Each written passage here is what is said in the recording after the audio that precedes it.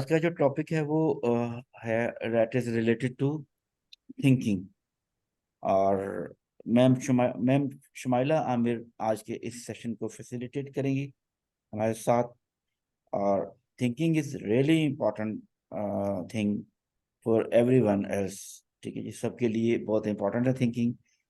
और मैं ये बेसिकली इसको भी हमने ऐड किया है as a foundation of this course. ठीक है, जो कोर्स हम करने जा रहे हैं उसकी फाउंडेशन समझिए, फाउंडेशन का एक पार्ट समझिए इसको, थिंकिंग को भी। और मैं एक बात कहना चाहूँगा कि दुनिया में इतनी वेल्थ माइनिंग से क्रिएट नहीं हुई जितनी थिंकिंग से क्रिएट हुई है, इनोवेशन से क्रिएट हुई है, आइडिया से क्रिएट हुई है। दुनिया में जितनी भी दौलत मौजूद है इस वक्त, वो सब थिंकिंग से क्रिएट हुई है। मैं आपको एक मिसाल देना चाहूँगा कि अब कब दुनिया के अमीर तरीन लोगों की जब लिस्ट देखा करते थे कभी, तो उसमें बादशाहों के और इस तरह के लोगों के नाम होते थे। ठीक है जी, कि जी जो क्वीन है यूके की या उसकी यूनाइटेड किंगडम की, वो सबसे वेल्दीएस्ट लोगों में से एक हैं। या कोई इस तरह के और लोग थे, या सऊदी अरब के जो बादशाह थे या ब्रुनाई के सुल्तान, उनको ये कंसिडर किया जाता था कि टॉप 10 में ये लोग हैं। राइट, इनको कंसीडर किया जाता था। लेकिन जब बात इनोवेशन की आना शुरू होगी, जब बात आइडियाज की आना शुरू होगी, तो सारी की सारी लिस्ट चेंज होगी। ठीक है जी, सारी की सारी क्यों चेंज होगी। अब आप जब बात करते हैं तो जी नंबर 1 पे कौन है, the wealthiest person of the world कौन है जी। कभी आप बात करते हैं जेफ बेजोस की बात करते हैं, कभी आप बात करते हैं एलॉन मस्क की बात करते हैं, कभी आप बात करते हैं जिन्होंने माइक्रोसॉफ्ट बनाया, क्या नाम था उनका, बिल गेट्स की बात करते हैं। यानी इन लोगों की बात करते हैं जो कि पहले पेनीलेस थे, जिनके पास कोई पैसा ही नहीं था, लेकिन सिर्फ और सिर्फ अपने आइडिया से, अपनी थिंकिंग से उन्होंने सब कुछ चेंज किया। अब टॉप ऑफ द लिस्ट ये लोग बनना शुरू हो गए। तो इतना इंपॉर्टेंट चीज है, इतनी इंपॉर्टेंट, जो दुनिया में रेवोल्यूशन लेके आती है थिंकिंग। उस थिंकिंग के सेशन को आपने हाउ सक्सेसफुल पीपल थिंक, जो कि एक मास्टर माइंड कोर्स है जॉन मैक्सवेल का, उसको जब आप अंडरस्टैंड करेंगे तो आप उसके एक एक पोर्शन को अच्छी तरह से अंडरस्टैंड करें।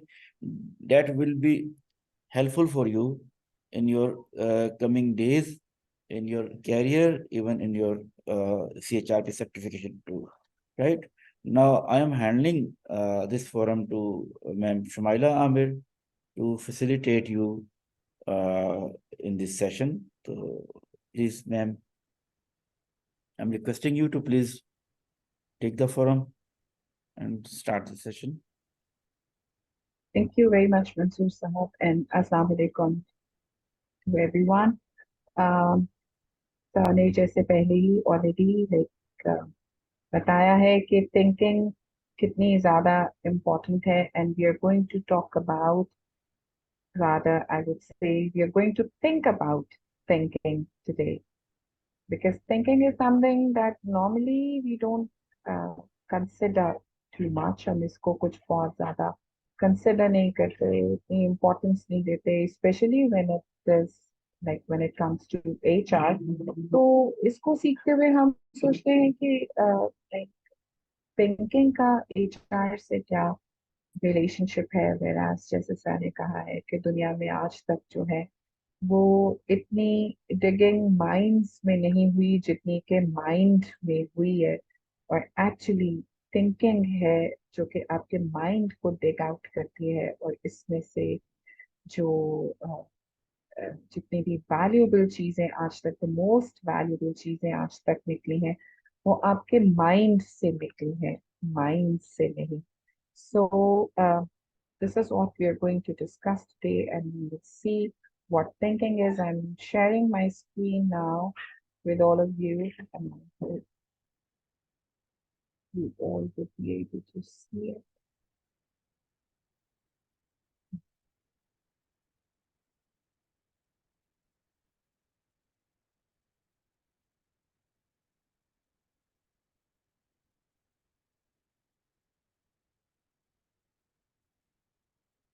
All right, so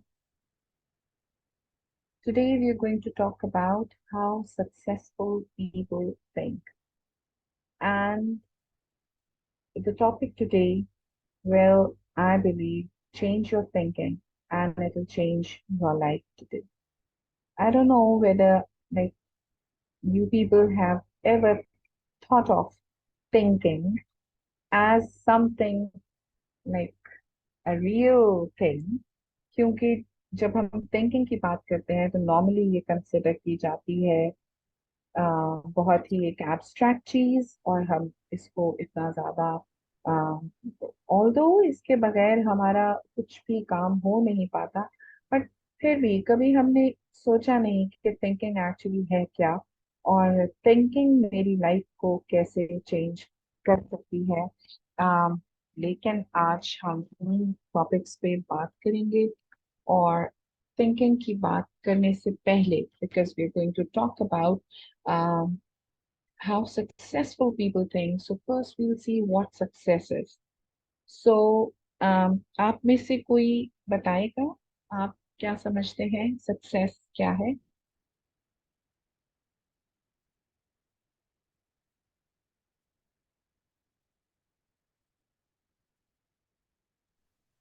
जी अस्सलाम यस, वालेकुम। जी वेलकम सर। आ, मेरे नज़दीक में सक्सेस ये होती है कि इंसान के जो भी पर्सनल गोल्स होते हैं, प्रोफेशनल गोल्स होते हैं, जब वो समझता है कि मैं ये अचीव कर लूँ तो यही मेरी सक्सेस है। तो हर किसी ने हम्म, अपने गोल सेट किए होते हैं, वो अचीव कर लेता है तो वो समझता है कि आई एम सक्सेसफुल। हम्म। तो और आप फिर आप ये भी कहेंगे कि जो अनसक्सेसफुल है वो है कि जो अपने गोल्स अचीव नहीं कर पाता। सो आपके ख्याल में क्या गैप है सक्सेस को अचीव ना कर पाने के लिए? It's an open question to everyone. I guess जो gap है, that is because of the fear of facing an unknown situation or challenges, which hinders our ability to be successful. Very right. बिल्कुल ठीक है जी। और कोई?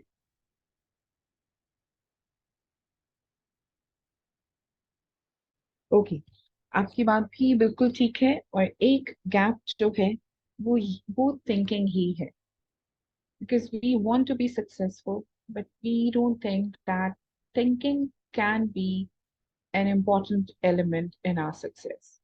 हम हर एक काम को टाइम दे देते हैं while following our dream, by chasing while chasing our target, लेकिन हम जिसको टाइम नहीं देते नॉर्मली वो है सक्सेस। जबकि सक्सेस के लिए थिंकिंग बेहद जरूरी है। और यहाँ पर हमारे पास स्लाइड पर अगर आप देखें तो तीन कोट्स हैं, मार्क ट्वेन की, जे पॉल कैरी की और केन हबर्ट की, और हम इनको पढ़ेंगे और फिर देखेंगे, आप ही के साथ इसको डिस्कस करेंगे, एंड वी विल सी आप किसके साथ एग्री करते हैं। So the first one is, to succeed in life you need two things, ignorance and confidence. My formula for success is rise early, work late, and strike oil. Ken Habit कहते हैं, there's no secret about success. Did you ever know a successful man who did tell you about it? So, what do you think? Is there really no secret to success? Do you think this formula is right? Rise early, work late, and strike oil? या mark Twain से आप agree करते हैं कि ignorance and confidence gives you success?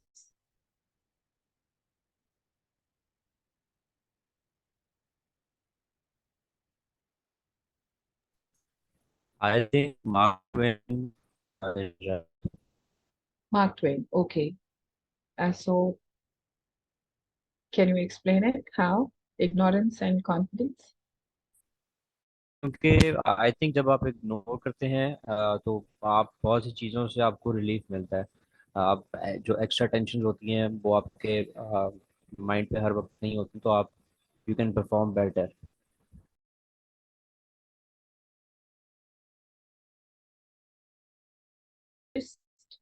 Animal नहीं है, size में उससे बड़े।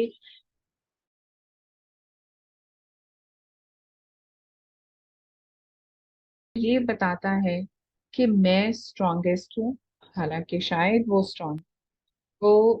स्ट्रॉन्गेस्ट भी ना हो, साइज में आप देखें तो उससे बड़े एनिमल्स हैं, उससे ज्यादा स्ट्रॉन्ग एनिमल्स हैं, लेकिन वो इग्नोर करता है सारी चीजों को, और शायद वो इस चीज,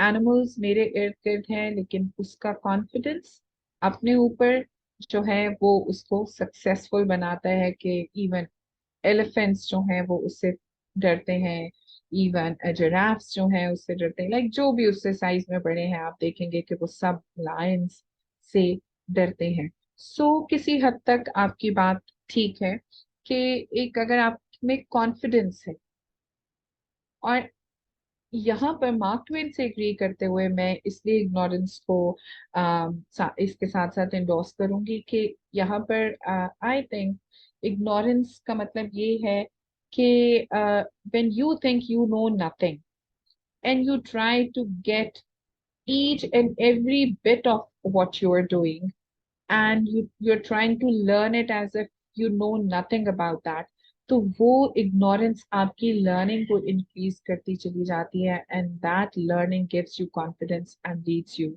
to success. So thank you very much. I think Faraz Khan, it was you who gave us the feedback. So thank you very much. Yes, welcome.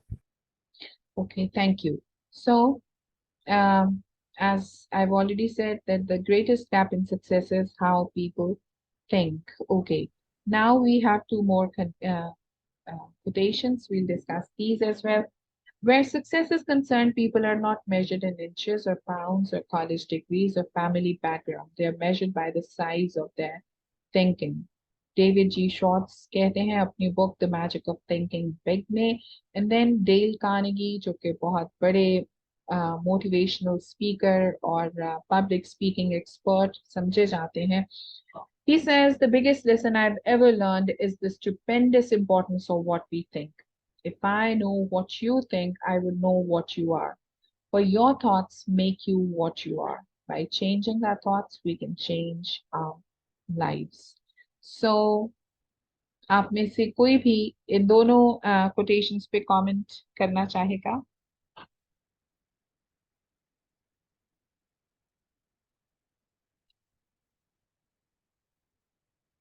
Okay, when I think of thinking, I agree with Dale Carnegie, क्योंकि आपकी thoughts जो हैं ये ही actually आपकी personality को shape up करती हैं.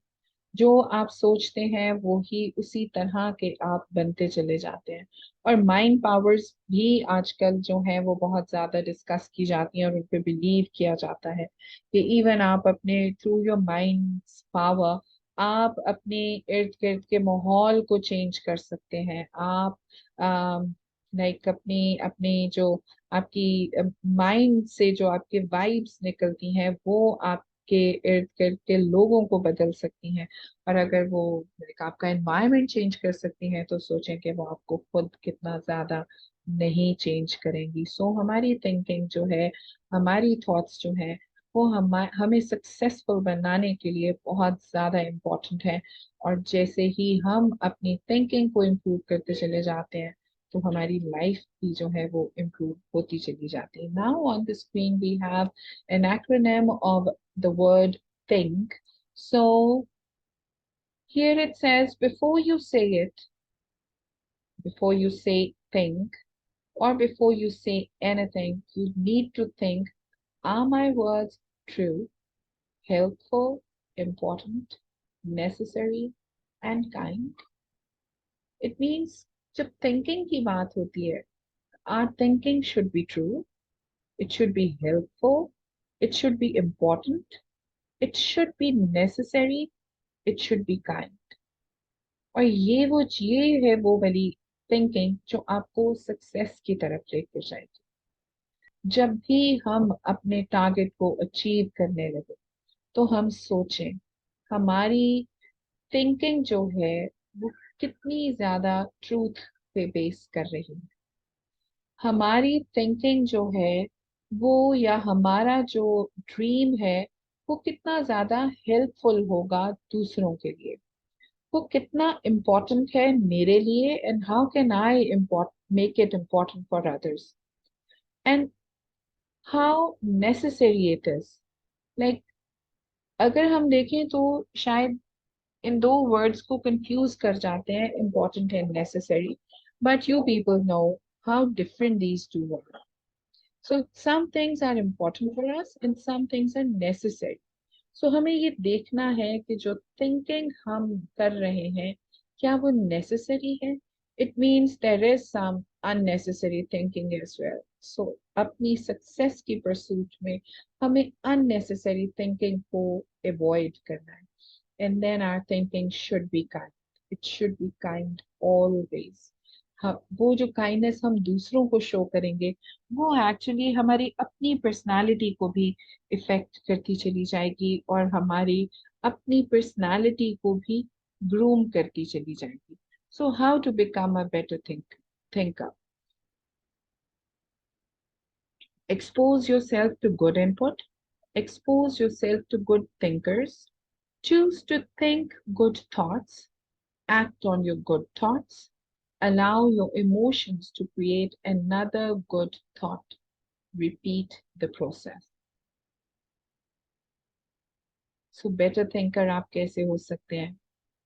कोशिश करें जहां भी कहीं बैठे, try to sit with those people where you can get a good input. अच्छे thinkers के साथ बैठे, अपने आप को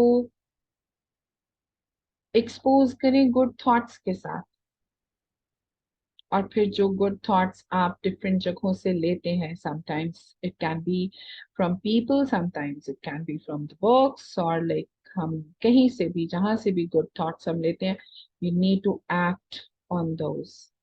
अगर गुड थॉट्स सिर्फ इसीलिए हैं कि हम लाइक दूसरों के सामने हम ये प्रिटेंड करें कि हम अच्छा मशवरा लेना चाह रहे हैं, हम अच्छी चीजें पढ़ रहे हैं, अच्छा बनने की कोशिश करें, लेकिन हम उस पर एक्ट अपॉन नहीं करें, तो वो हमारी सक्सेस में एक हर्डल हो सकता है. वो हमारी सक्सेस का कोई माइलस्टोन हमारे सामने नहीं लाएगा. और फिर हमेशा अपने इमोशंस को यूज करें to create another good thought. अच्छे और सक्सेसफुल ड्रीम के लिए जरूरी है कि आपका अपने इमोशंस पर बहुत अच्छा कंट्रोल हो. अगर आपका अपने इमोशंस पर अच्छा कंट्रोल नहीं है तो फिर आप कभी भी, आपकी एक गुड थॉट जो है वो दूसरी गुड थॉट को जन्म नहीं देगी.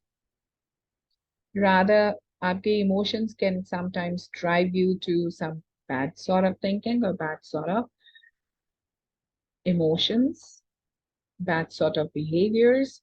सो कोशिश ये करनी है कि हम अपनी थिंकिंग के जरिए अपने इमोशंस को जरूर कंट्रोल करें, and then we need to repeat the process. So do you think it's important to have a time and place to think every day? कभी आपने अपनी जिंदगी में ये किया है? कभी पूरे दिन में या कभी हफ्ते में, महीने में, साल में आपने कुछ टाइम सिर्फ सोचने में गुजारा हो, ये सोच के कि ये वाकई इम्पोर्टेंट है?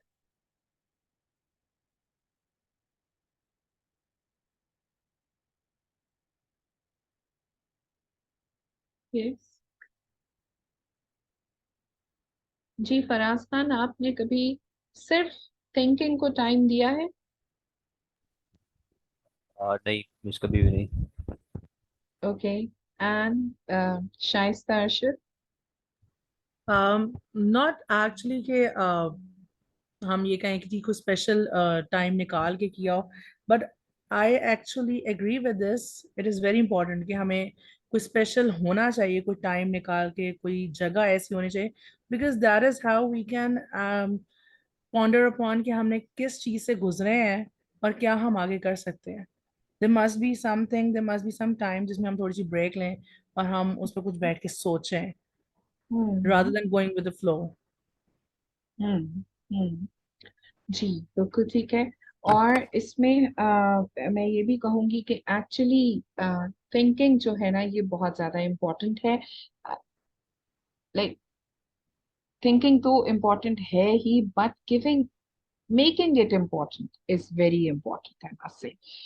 क्योंकि और वो हम किस तरह कर सकते हैं, by giving it specific time.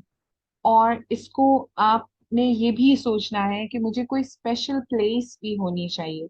It can be in your office, it can B at home, it can be a park, any corner, any bench, like where you can enjoy a solitude, और आप आराम से वहां बैठे, सुकून से बैठे, और उसमें आप सिर्फ थोड़ी देर के लिए सोचें। आपके घर में कोई चेयर ऐसी हो सकती है जिसको आप अपनी थिंकिंग चेयर बना सकते हैं, कोई कॉर्नर जिसको आप अपना थिंकिंग कॉर्नर बना सकते हैं। और जब आप इस तरह से एक टाइम और प्लेस स्पेसिफाई कर लेते हैं ओनली फॉर थिंकिंग, तो आप देखेंगे कि एक बड़ा चेंज आपकी लाइफ में आना शुरू हो जाएगा, और आप खुद अपनी लाइफ को एंजॉय करना शुरू कर देंगे। आपका जो जो भी आपका प्रोफेशन है, आप उसको एंजॉय करना शुरू कर देंगे। और वो जो आपका थिंकिंग टाइम है, उसमें आप अपनी पर्सनल लाइफ के बारे में भी सोच सकते हैं, उसमें आप अपनी प्रोफेशनल लाइफ के बारे में भी सोच सकते हैं, आप अपनी रिलीजियस स्पिरिचुअल लाइफ के बारे में सोच सकते हैं। और एक बात और भी याद रखनी चाहिए कि वो थिंकिंग टाइम ऐसा होना चाहिए कि जिसमें कोई डिस्टरबेंस ना हो, आपके फोन्स ऑफ हो, घर में से कोई इंटरप्शन ना हो सके, कोई इंटरफेरेंस ना हो किसी चीज की। और वो टाइम आपका एक क्वाइट टाइम हो जिसमें आपने बस अपने बारे में सोचना है और अपनी लाइफ के बारे में सोचना है। और ये क्यों है important? Because George Bernard Shaw भी कहते हैं कि few people think more than 2 or 3 times. Just wait, please. Few people think more than 2 or 3 times a year I've made an international reputation for myself by thinking once or twice a week.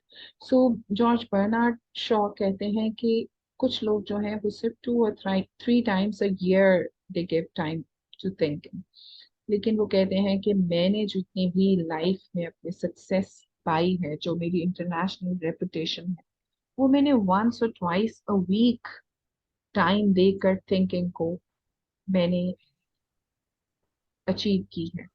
और फिर नीचे like एक punch line हमने दी कि imagine what you could do if you think intentionally every day. And I believe कल आपने intentional growth के बारे में सीखा है।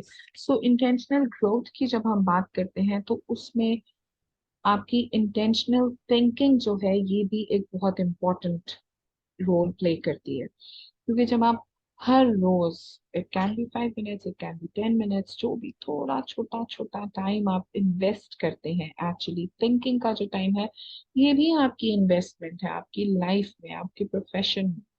और ये इन्वेस्टमेंट भी आपको डे बाय डे ग्रो करती है। अगर जॉर्ज बर्नार्ड शॉ जो है वो सिर्फ वंस और ट्वाइस अ वीक अब थोड़ा टाइम थिंकिंग को देख के वो इतना रेपुटेशन अपनी क्रिएट कर सकते हैं, तो आप सोचें कि अगर आप थोड़ा सा टाइम हर रोज थिंकिंग को देना शुरू कर दें तो आपकी ग्रोथ कहाँ तक जा सकती है। So what is the, sorry, next one is, now we are going to talk about the portrait of a good thinker. And we are going to talk about big picture thinking. Big picture, what do you understand by the term big picture? Big picture.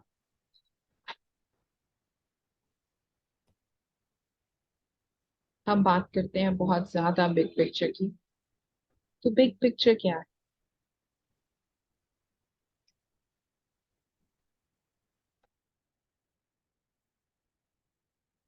Hello,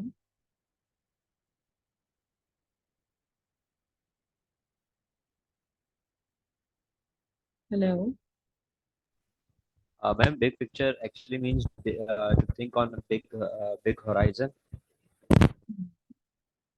जी बिल्कुल ठीक है, big horizon पे बात करना। Alright, big big horizon पे picture बात करना। To think outside the box, यानी कि अगर हमें एक चीज पे फोकस नजर आ रहा है तो उसको खाली उसी एस्पेक्ट पे ना फोकस करें, हम उसके इर्द गिर्द उसका एनवायरनमेंट, उसकी रीजंस, उसकी कॉजेज, उसके कॉन्सिक्वेंसेस, हर चीज के ऊपर मतलब उसको मजीद उसके ऊपर सोचें और पॉन्डर करें, और फिर हम देखें कि वो है क्या। जी बिल्कुल ठीक है। और बिग पिक्चर थिंकिंग को अगर आप स्टीवन कवी की बात करें तो वो कहते हैं कि big picture thinking is actually keeping the and in mind, कि वो आपके माइंड में जो है वो एंड भी है। जब आप कोई काम स्टार्ट कर रहे हैं और आपने बिल्कुल आप उसकी उसके जो है वो बिगिनिंग में ही खड़े हैं, आप उसका बिल्कुल जहां से आपका स्टार्टअप है, यू आर जस्ट देयर, लेकिन पूरी पिक्चर आपके सामने है। जो एंड है उस सारी सिचुएशन का, एंड है जो आपके ड्रीम का, जो एंड है आपके प्रोफेशन का, वो भी आपके सामने है। और थिंकिंग की हम डिफरेंट टाइप्स की बात करेंगे, लेकिन इसमें आज जो हम स्टार्ट करेंगे वो हम स्टार्ट करेंगे बिग पिक्चर थिंकिंग से। ओके। क्योंकि जब भी आप अपने ड्रीम को परसू करना शुरू करते हैं तो आप सिर्फ जो है वही नहीं देखते कि करंटली आप किस जगह पर हैं, अपनी पोजीशन को चेक नहीं करते, रादर आपके पास टारगेट्स होते हैं। आपको पता होता है कि ये गोल मैंने अचीव करना है, यहाँ तक मैंने पहुंचना है। और जब उसको रख के आप अपने लिए पैरामीटर्स डिसाइड करते हैं और आप उसी के अकॉर्डिंगली आप काम करना शुरू करते हैं, तो एक्चुअली वो ही बिग पिक्चर थिंकिंग होती है। सो जब हम एक गुड थिंकर को पोर्ट्रे करना शुरू करते हैं तो उसमें सबसे पहली पहली बात यही है, you can be a good thinker if you start with cultivating a big picture thinking with in you. और बिग पिक्चर थिंकिंग थिंकर जो है वो उसमें क्या क्वालिटीज होनी चाहिए, वो होनी चाहिए ये कि वो कॉन्टिन्यूस लर्नर हो। वो कभी भी ये ना सोचे कि आई नो एवरीथिंग, जहां भी हो जिस भी स्टेज पर हो वो सोचे कि I am here to learn. और समटाइम्स ऐसा भी होता है कि जब आप अपना कोई भी काम स्टार्ट करते हैं तो शुरू में ही हमें इतनी ज्यादा फेलियर्स फेस करने पड़ते हैं कि हम सोचते हैं कि नो दैट्स इट, यही था, मैं नहीं कर पाऊंगा या ये नहीं हो पाएगा, और फिर हम उसको क्विट कर देते हैं। वेयर एज हम यहाँ इसमें एक और भी कोर्स हम ऑफर करते हैं, sometimes you win and sometimes you learn. So sometimes you win and sometimes you learn. So actually हम lose करने पर believe नहीं करते. Rather we think that when we lose actually we learn. So जो defeat है, जो आपका failure है, उसमें भी आपने लर्न करना है। और ये जो एक कॉन्टिन्यूस लर्निंग प्रोसेस है, यही आपको आपकी बिग पिक्चर को, आपके जो एंड ऑफ योर ड्रीम है उसको अचीव करने में हेल्प करेगा। Then you need to listen intentionally. आपने बस ओवर हेयर नहीं करनी है चीजें, आपने इग्नोर नहीं करना कि आपके इर्द गिर्द क्या चल रहा है या लोग आपको क्या बताने की कोशिश कर रहे हैं। And sometimes it also happens कि अगर हम कोई काम कर रहे हैं so we try to listen to only those who say positive positive positive things, and we just ignore those people who are trying to point out the weaknesses or the weak points that we have or we are going to have, the problems we are going to have. So हम उनको बिल्कुल ignore कर देते हैं। whereas होना ये चाहिए, एक अच्छे गुड थिंकर की जो एक कैरेक्टरिस्टिक है वो ये है कि वो हर एक चीज को, चाहे वो गुड है या बैड है, वो उसको बहुत इंटेंशनली सुने। So a good thinker should be a good listener as well. And then a good thinker looks expansively. वो बिल्कुल वो लाइक एक लिमिट तक उनकी सोच नहीं होती, बल्कि वो बहुत एक्सपेंसिवली सोच रहे होते हैं। Maybe because you are a leader, तो लीडर जो है वो हमेशा जिन एरियाज तक जाकर सोच सकता है, शायद आपके फॉलोअर्स उस जगह तक नहीं पहुंच सकते।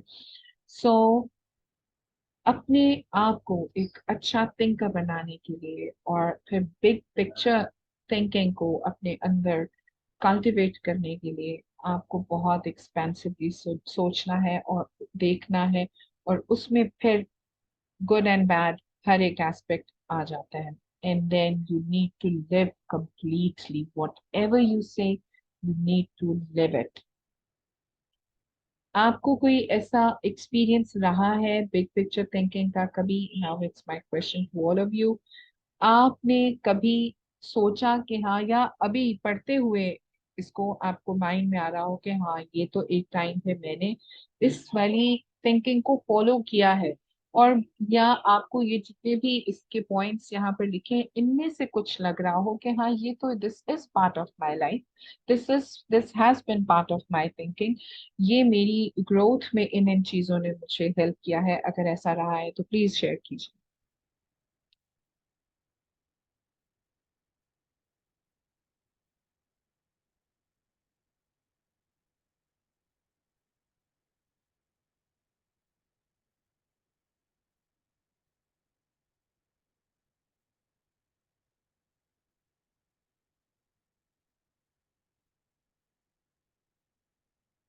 Yes. Can anyone? Okay. So big picture thinkers are able to envision the beauty of the finished projects. And at the same time, they try to pay attention to the smallest details along the way. वो जहाँ वो like एक finished project की beauty को enjoy कर रहे होते हैं, वहाँ बिग पिक्चर थिंकर्स जो है वो छोटी छोटी डिटेल्स को भी फोकस कर रहे होते हैं। So why you should receive the wisdom of big picture thinking? क्यों हम big picture thinking को adopt करने की कोशिश करें? So can any one of you read all these, please? आप में से कोई इसको पढ़ेगा?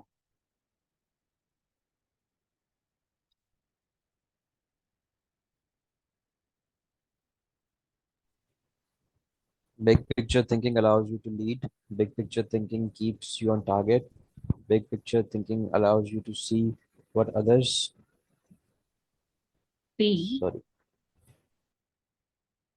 Okay.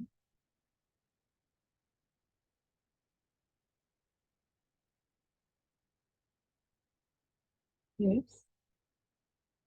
Big picture thinking allows you to see what others see. Big picture thinking promotes teamwork. Big picture thinking keeps you from being caught up in the mundane. Big picture thinking helps you to chart uncharted territory. अब आप में से हर कोई एक एक point पर मुझे अपने जो आपका व्यू पॉइंट है वो शेयर करना शुरू करें, और it can be any point, like मैं कोई ये नहीं करी कि फर्स्ट से स्टार्ट करें, सेकंड से। जो भी पॉइंट इसमें से आपको अपील कर रहा है या उसके लिए आपके माइंड में कुछ आ रहा है, उसके लिए अपना व्यू पॉइंट शेयर करें।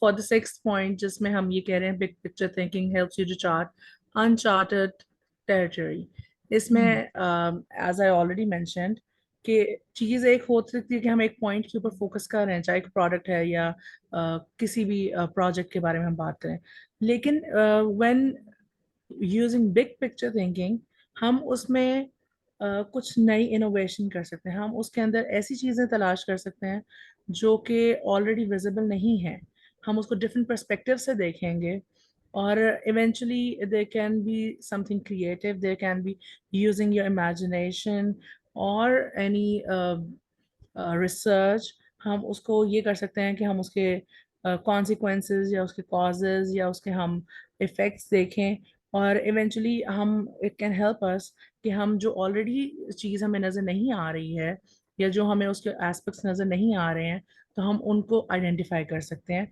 अगर हम इस तरह से प्रोब करेंगे तो। Very good. Thank you very much. Yes. Anyone else?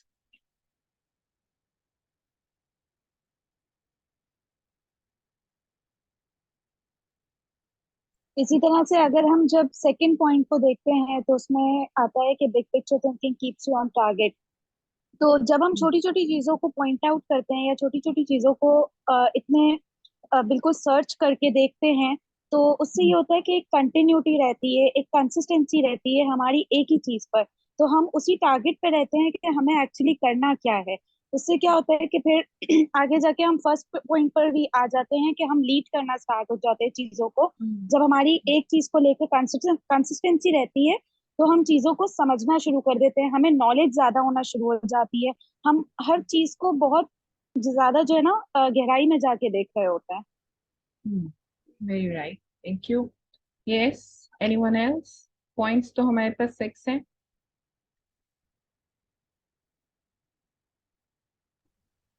Similarly जैसा हमने पहले मेंशन किया है, तो थर्ड पॉइंट आ जाता है इसके अंदर, क्योंकि हम इसको डिफरेंट पर्सपेक्टिव से देखना शुरू करते हैं। तो वही एक चीज जिसका आप ये कह सकते हैं कि उसका 3 डायमेंशनल या 4 डायमेंशनल व्यूज का होना शुरू हो जाता है, तो हम उसको ये देखते हैं कि उसी प्रोडक्ट को या उसी एस्पेक्ट को कोई और किस तरह से देख रहा है। तो इट अलाउज अस टू सी कि दूसरे उसे किस तरह से देख रहे हैं। जी बिल्कुल ठीक है, बिल्कुल ठीक है जी। फोर्थ पॉइंट भी इसी से रिलेटेड है कि जब हम एक चीज के पीछे लग जाते हैं, एक चीज के पीछे सर्चेस करना शुरू हो जाते हैं, तो हम काफी लोगों से बात करना स्टार्ट हो जाते हैं, हम हमारी टीम में जो मेंबर्स होते हैं हम उनसे भी उनके पॉइंट ऑफ व्यूज लेना स्टार्ट हो जाते हैं, तो उससे टीम वर्क स्टार्ट हो जाता है। एग्जैक्टली। एंड और फिर सिमिलरली यही, ये फिफ्थ या पॉइंट के अंदर भी यही बात आ जाती है, एग्जैक्टली। बिकॉज हम एक लार्जर पर्सपेक्टिव से देख रहे हैं।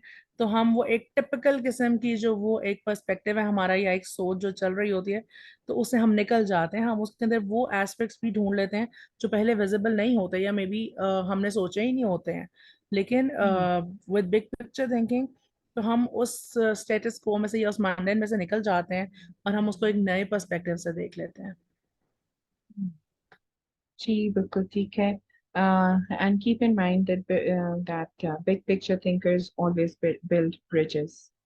ये जो टीम वर्क बनता है और ये जो हम we start seeing what others see, ये सब चीजें जो हैं, ये जो एक बिग पिक्चर थिंकर है ना, ये वो कर रहा होता है, वो और वो कितना कर रहा होता है, वो ब्रिजेस बिल्ड कर रहा होता है among team, among the target you are going to you're trying to achieve। और ये जो ब्रिजेस बिल्ड करना है, ये कहा जाता है कि ब्रिजेस आर बिल्ड बाय दोस्त who look to the future and dedicate themselves to helping others। so ये जब हमारा हमारा एक टीम वर्क जो है वो डेवलप होता चला जाता है, तो हम वाकई अनचार्टेड टेरिटरीज को हम जो है ना वो हम चार्ट कर लेते हैं, और प्लस हम मंडन जो है उसको अवॉइड कर लेते हैं। so thank you very much, you people gave wonderful feedback, thank you very much। so how can we acquire the wisdom of big picture thinking? अब ये कैसे आएगी? डोंट स्ट्राइव फॉर सैटेनिटी, कभी भी सैटेनिटी की तरफ ना जाए। कभी भी जो चीज आपने सोच ली हुई है कि शायद रिजल्ट्स ऐसे होंगे, मे बी वैसा ना हो। कुछ भी लाइफ में आपको पता ही है सर्टन नहीं होता। मे बी आपका एफर्ट आपको रिजल्ट कुछ और दे दे जो आपकी एक्सपेक्टेशंस के अकॉर्डिंगली नहीं है, बट लर्निंग उसमें भी कहीं ना कहीं होगी। कभी लाइक मे बी वो एक फेलियर हो, जैसे मैंने पहले भी कहा, और मे बी कुछ डिफरेंट हो, बट उससे भी बेटर हो जो आपने एज्यूम किया था।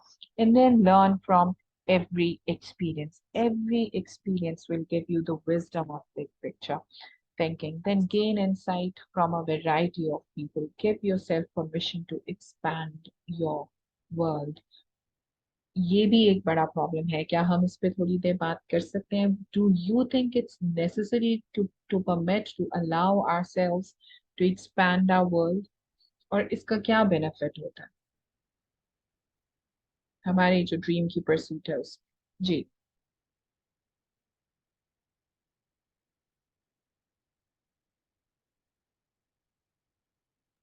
It is actually very important, because until unless कि हम अपने आप को ही परमिशन नहीं दे रहे हैं टू एक्सपैंड आवर हॉराइजन, तो हम बिल्कुल भी बिग पिक्चर थिंकिंग की तरफ नहीं जा सकते हैं।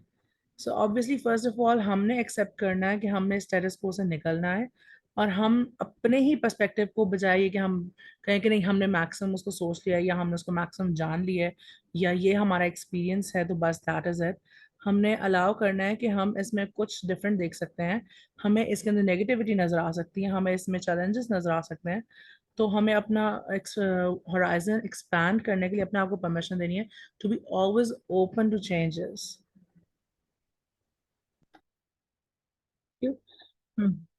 And actually it's me who needs to grow.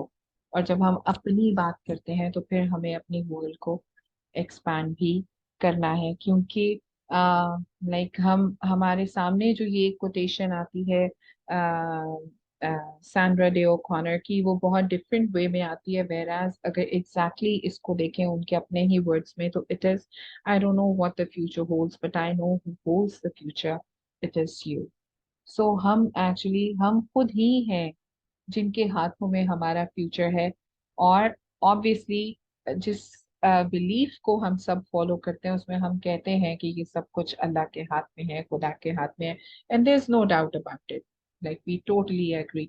लेकिन किसी हद तक सब कुछ खुदा ने हमारे हाथों में भी दिया है, और हम खुद भी ग्रो करके लाइक जो चीजें, इसको भी हम आगे देखेंगे कि कुछ चीजें हमारी अपने कंट्रोल में होती हैं, कुछ चीजें हमारे कंट्रोल में नहीं होती। सो जो चीजें हमारे कंट्रोल में, एटलीस्ट उनमें हम ग्रो करते हुए, हम खुदा पर ट्रस्ट करते हुए आगे बढ़ते चले जाएं तो obviously future holds many good things, rather the best things for us.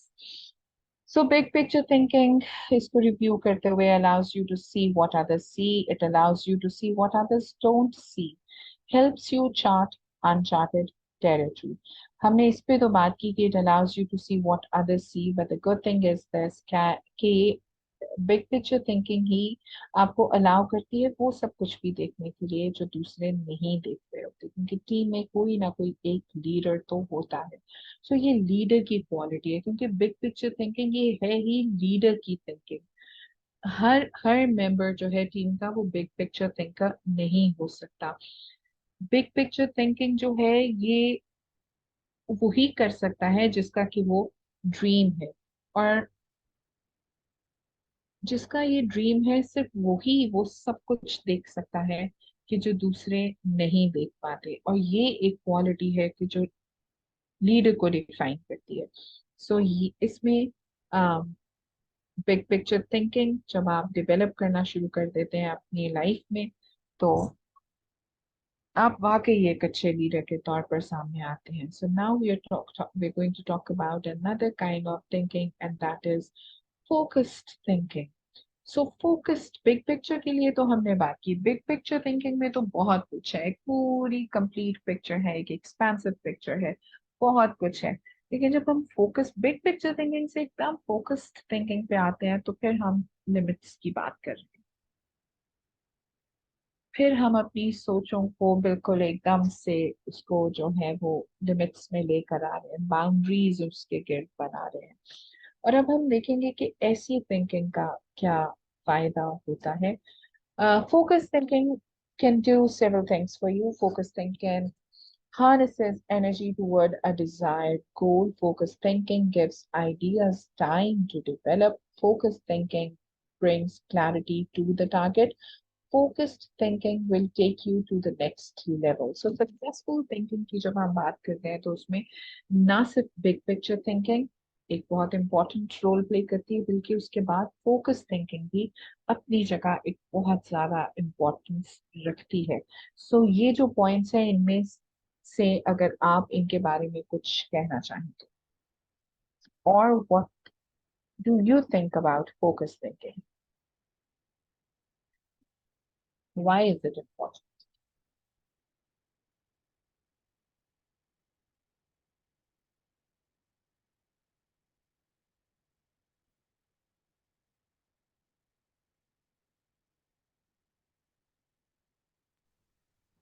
Of course, focused thinking is very important because obviously हम ये तो नहीं random ideas पे तो नहीं चल सकते हैं. When you have your goal in front of you, then you must be focused on कि हमने क्या सोचना है, हमने इसको कैसे अचीव करना है। तो ऑब्वियसली कि हम सारी एनर्जी जो है हम उसकी तरफ कहेंगे कि जो पर्टिकुलर हमारा डिजायर्ड गोल है उसकी तरफ फोकस थिंकिंग जो है ना उसकी वो हार्नेस करती है। एंड ऑब्वियसली कि वो टारगेट को क्लियर करने का भी हमें जो है ना मौका देती है कि हम सारा का सारा अपना जो एफर्ट है हम उसके ऊपर लगाएंगे, चाहे वो एक टीम लगा रही है चाहे एक इंडिविजुअल लगा रहा है। तो वो ऑब्वियसली सारे मिलके उस पर्टिकुलर एस्पेक्ट के ऊपर फोकस करेंगे, तो फिर ही वो डिजायर्ड गोल अचीव होगा। Exactly, thank you very much. और ये फोकस थिंकिंग ही है कि जो आपको एनेबल कर देती है और जो कि आई थिंक इसेंशियल भी है डिफिकल्ट अचीवमेंट्स के लिए, सारी हर्डल्स को क्रॉस कर लेने के लिए। सो ये जो है इट हार्नेसेस एनर्जी, ये इसका एक बहुत ज्यादा लाइक प्लस पॉइंट है फोकस थिंकिंग का, क्योंकि कभी कभी हम इतने एनर्जेटिक होते हैं कि हमसे कंट्रोल नहीं हो पाती अपनी एनर्जी, और हम फिर एनर्जी बहुत ज्यादा इधर उधर हम उसको लगाकर वेस्ट कर देते हैं।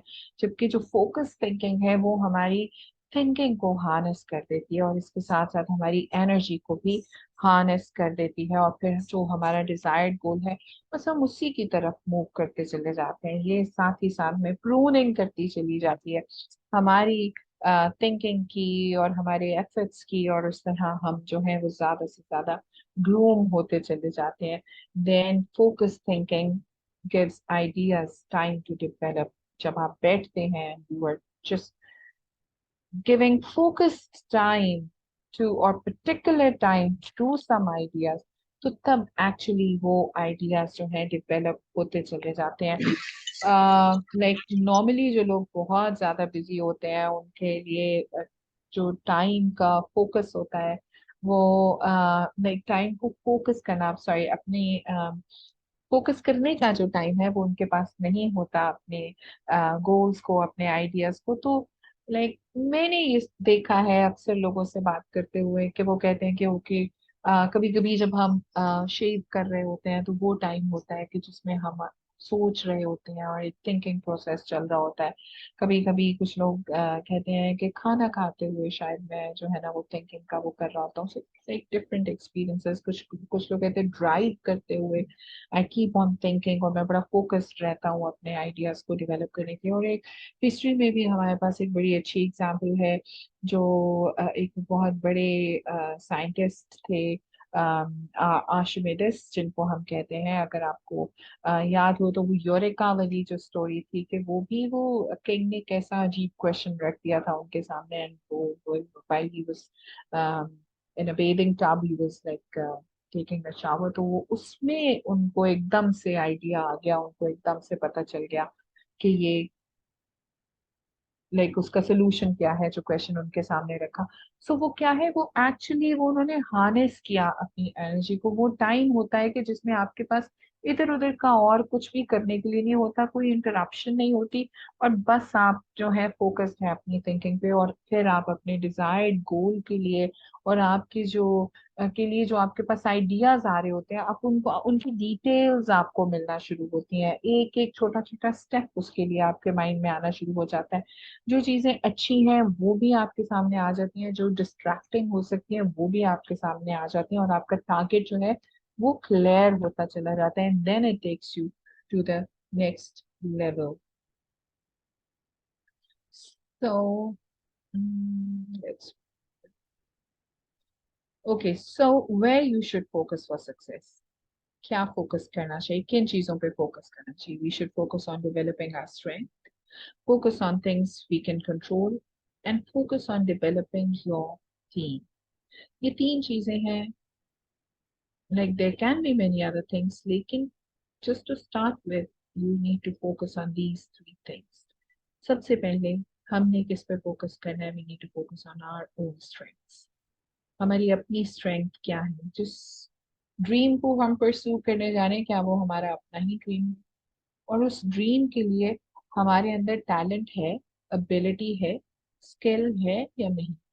क्योंकि अगर तो एबिलिटी है तो उसको पॉलिश किया जा सकता है, लेकिन अगर एबिलिटी ही नहीं है तो वो पॉलिश कैसे हो सकता अगर तो किसी के अंदर लीडरशिप क्वालिटीज हैं तो उनको तो इम्प्रूव किया जा सकता है, because leadership is something that can be learned.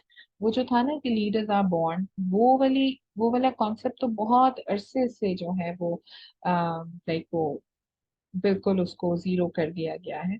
अब तो यही कहा जाता है कि लीडरशिप लर्न की जा सकती है। सो अगर हमारे अंदर लीडरशिप की क्वालिटी है ही नहीं, बिल्कुल कहीं भी किसी भी तरह से देखी नहीं जाती, तो फिर उसको डेवलप कैसे किया जाएगा? अगर मैं I am a teacher, I am a facilitator, मेरे अंदर ये टीच करने का, ये चीज़ों को सिंप्लीफाई करने का, चीज़ों को एक्सप्लेन करने का अगर टैलेंट नहीं है, अगर इसकी एबिलिटी नहीं, तो मैं इसमें कभी भी स्किलफुल नहीं हो सकती। सो अपने आप को भी focus thinking helps you to come to know about your own qualities, come to know like about yourselves। आपकी अपनी जो सेल्फ रियलाइजेशन है वो आपको फोकस थिंकिंग देती है।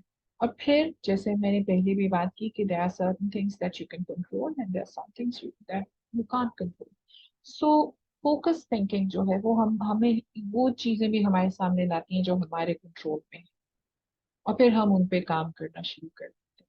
और फिर फोकस थिंकिंग की हेल्प करती है हमें अपनी टीम की डेवलपमेंट में, क्योंकि हमें समझ आना शुरू, जब हम फोकस होते हैं, हम सोचना शुरू करते हैं, तो हमें पता चलता है कि कौन मेरी टीम में आकर ये काम बेटर कर सकता है, और कौन है कि जिसकी वजह से टीम में डिस्टरबेंस हो सकती है, मे बी वो किसी और काम के लिए सूटेबल हो। सो ये फोकस थिंकिंग जो है ये डिटरमिन करती है कि आपने अपनी टीम बिल्डिंग कैसे करनी है। So there are 5 questions for building your team. How can I make my team better? Am I example for my team? Can I create a growth environment for my team? How much time do I give to each team member? How can I build the depth of my team? So जब आप as leader सामने आ रहे हैं and you want to be successful as well, and thinking is the pathway that you have chosen, तो फिर उसके लिए आपको ऑब्वियसली टीम की तो जरूरत है, लेकिन आपको ये भी सोचने की जरूरत है कि मैंने किस तरह एक ऐसी टीम बनानी है कि जिससे कि मैं अपनी लाइफ में उस सक्सेस को ले पाऊं जो जिसके लिए कि मैं डिजायर कर रहा हूँ। और वो सक्सेस जो है वो सिर्फ आपकी सक्सेस नहीं होगी, वो आपकी पूरी टीम की सक्सेस होगी। और वो सक्सेस काइंड भी होगी, हेल्पफुल भी होगी, नेसेसरी भी होगी और इम्पोर्टेंट भी होगी। जब आप टीम बिल्ड करते हैं तो जो चीजें, जो पॉइंट्स आपके सामने होने चाहिए वो यही होना चाहिए कि हम अपनी टीम को बेटर कैसे कर सकते। And then first of all, like leader को, जैसे हम कहते हैं कि leader is the one who knows the way, goes the way and shows the way. So leader के लिए ये बहुत इंपॉर्टेंट है कि वो पहले जानता हो कि उसने कहाँ जाना है, और फिर वो खुद भी एग्जाम्पलरी हो उसकी पर्सनालिटी, कि लोग उसको देख के फॉलो करें। अगर लीडर खुद पंक्चुअल नहीं है तो वो टीम को नहीं कह सकता कि पंक्चुअल हो। अगर लीडर खुद रेगुलर नहीं है तो वो टीम को नहीं कह सकता रेगुलर हो।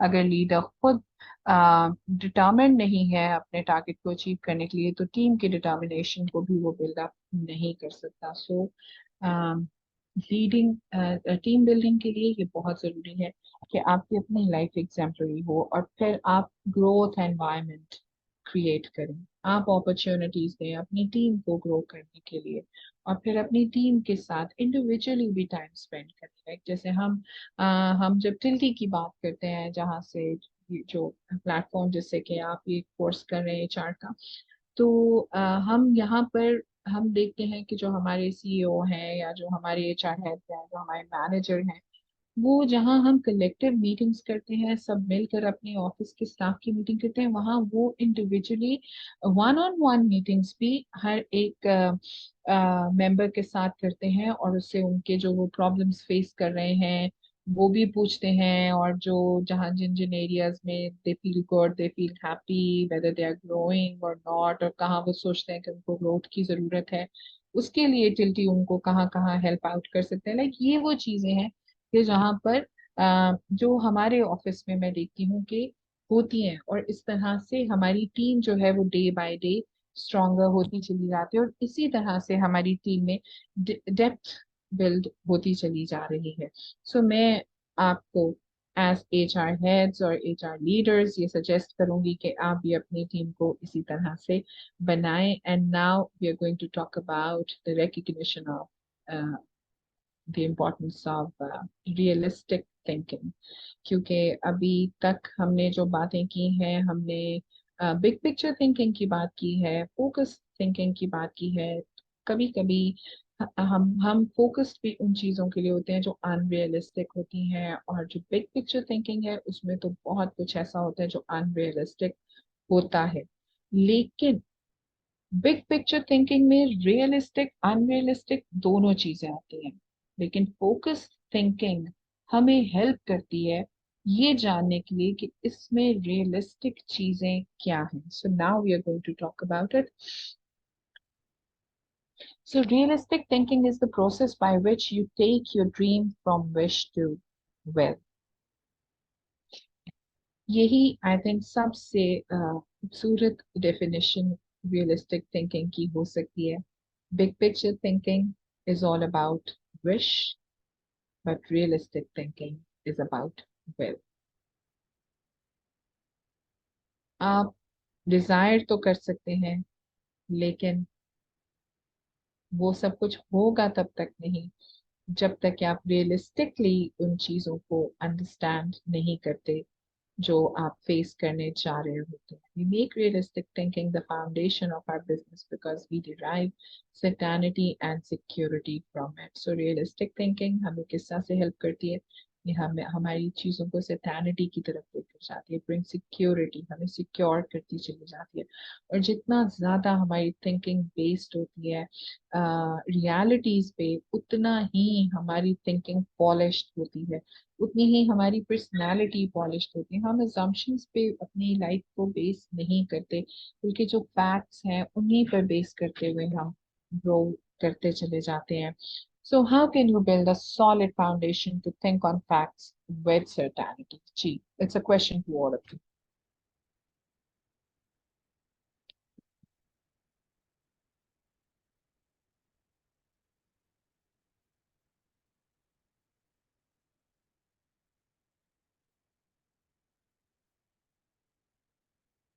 Yes.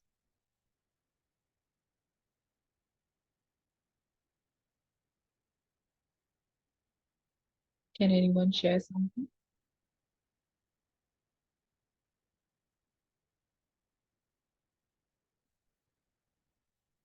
Hello, are you people there?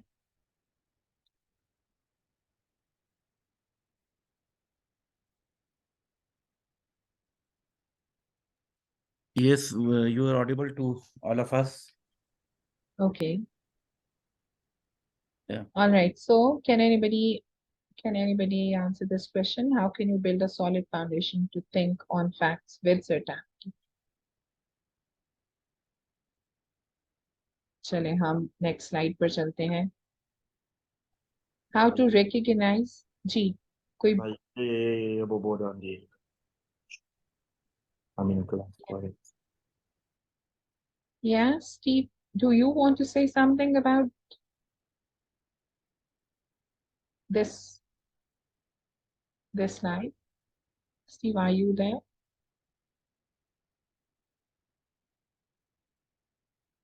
All right. So हम कैसे build up कर सकते हैं एक solid foundation on facts with certainty? वो actually by giving focus time to realistic thinking. सारे points हमारे सामने हो, सारे facts हमारे सामने हो, और हम बड़े ही focused रह के उनके बारे में सोचते चले जाएं, और हमारी wish जो है वो will में convert होती चली जाए। Then how to recognize the importance of realistic thinking? So develop an appreciation for truth, do your homework, think through the pros and cons, picture the worst case scenario, align your thinking with your resources. So ये सब चीजें जो हैं ये मैं तो ये फिर से कहूंगी कि ये बहुत इंपॉर्टेंट है, लेकिन आप में से भी प्लीज कोई बताए, ये मे बी आपके लिए इजी question हो, although like I know your caliber, that question was not even difficult for you. लेकिन आप प्लीज मुझे बताइए कि what do you think about the importance of realistic thinking, keeping in mind all these points?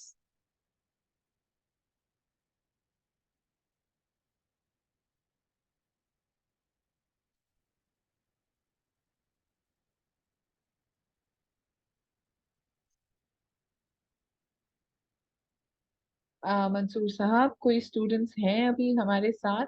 Ji ji, almost ये यहाँ पे हमारे साथ 10 स्टूडेंट्स हैं। ओके, आई थिंक एक Steven, are you there please?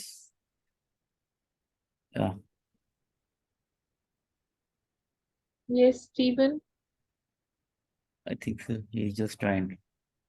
अच्छा, ठीक है। So we can move forward because you are recording the program, so like वो उसमें वो सुन सकते हैं।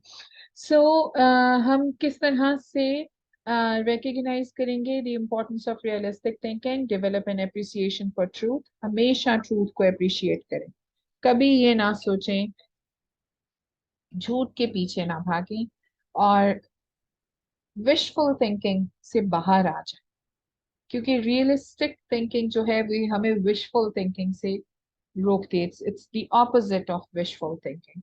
सो जब भी हम जो कुछ भी रियल है, जो कुछ भी ट्रूथफुल है, हम जब उसको अप्रिशिएट करना शुरू करते हैं तो एक्चुअली हम रियलिस्टिक थिंकिंग की तरफ जाते हैं। फिर जब भी कोई काम शुरू करें तो उसका होमवर्क जरूर करें। रियलिस्टिक थिंकिंग आपको हेल्प करती है होमवर्क के लिए, और फिर उस होमवर्क में the benefit we get out of it is that we come to know the pros and cons of our journey, I can say. Then हमारे पास जो worst case scenario है वो भी आ जाता है कि अगर कभी कुछ like बहुत ही worst हो जाता है तो उसको भी हम किस तरह से डील कर सकते हैं, या क्या क्या worst case scenario हमारी लाइफ में हो सकते हैं while pursuing our ड्रीम, या जो हमारा प्रोजेक्ट है उसको करते हुए, जो भी टास्क हमें दिया गया है उसको कंप्लीट करते हुए, और जो रिसोर्सेज हमारे पास हैं, जैसे मैंने पहले भी कहा कि अपनी एबिलिटीज को जरूर देखें। सो जो भी रिसोर्सेज हमारे पास हैं उनको भी हम हमेशा सामने रखें और उनके साथ अलाइन करें अपनी थिंकिंग को, और कोशिश करें कि उन्हीं के अकॉर्डिंगली हम अपने decisions लेते चले जाएं। Then why you should recognize the importance of realistic thinking? क्यों important है realistic thinking? It minimizes downside risk. This is very important. Then it gives you a target and game plan. It is a catalyst for change. And it provides security. जो realistic thinking है ये actually आपको secure करती चली जाती है, क्योंकि आपके सामने सब pros and cons हैं। आपके सामने जो है एक पूरा game plan है। आप जो भी downside risk हो सकता है आपने खुद ही पहले उसको जो है वो अपनी thinking में deal कर लिया, और जब आपने अपनी thinking में उसको deal कर लिया होता है तो फिर उसके उसके ऊपर action करना जो है वो आपके लिए इजी हो जाता है, उसके ऊपर एक्ट अपॉन करना इजी हो जाता है।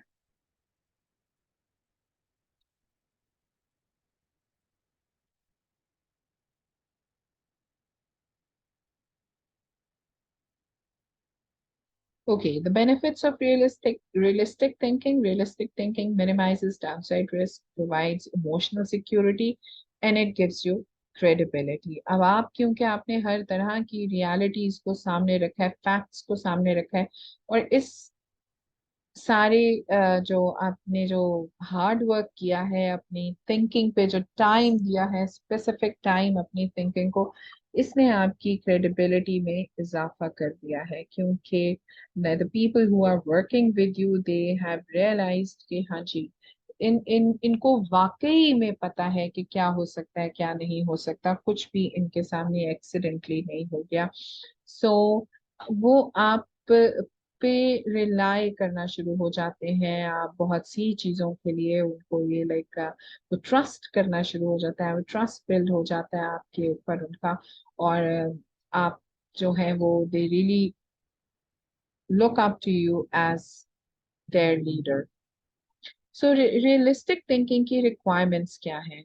वो ये है कि you should always reduce the optimistic projections, require projections to be backed up with ownership, under promise, over deliver, develop a parachute plan, cut your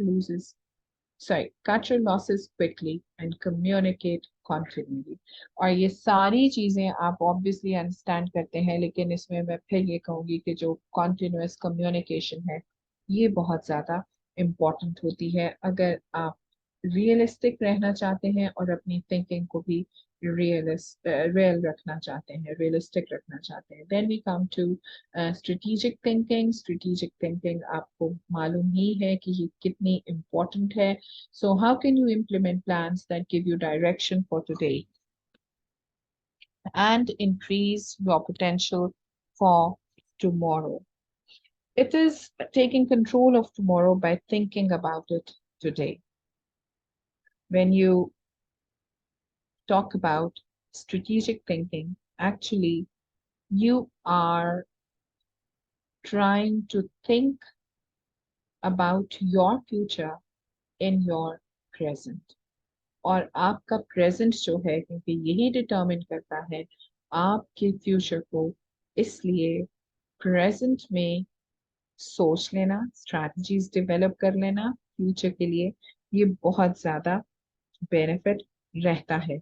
और फिर यही आपकी जो डिफिकल्ट सिचुएशंस हैं, जो डिफिकल्टीज आपकी लाइफ में आने वाली हैं, उनको सिंप्लीफाई कर देता है. स्ट्रैटेजीज जो हैं ये हेल्प करती हैं हमें कि हम अपनी सारी प्रॉब्लम्स को सिंप्लीफाई कर दें. और ये प्रॉम्प्ट करता है कस्टमाइजेशन को. और इसके साथ साथ ये जो अनसर्टेन फेलियर्स आ सकते हैं कभी आपके सामने, वो उनमें आपको, उनके लिए आपको प्रिपेयर कर देता है.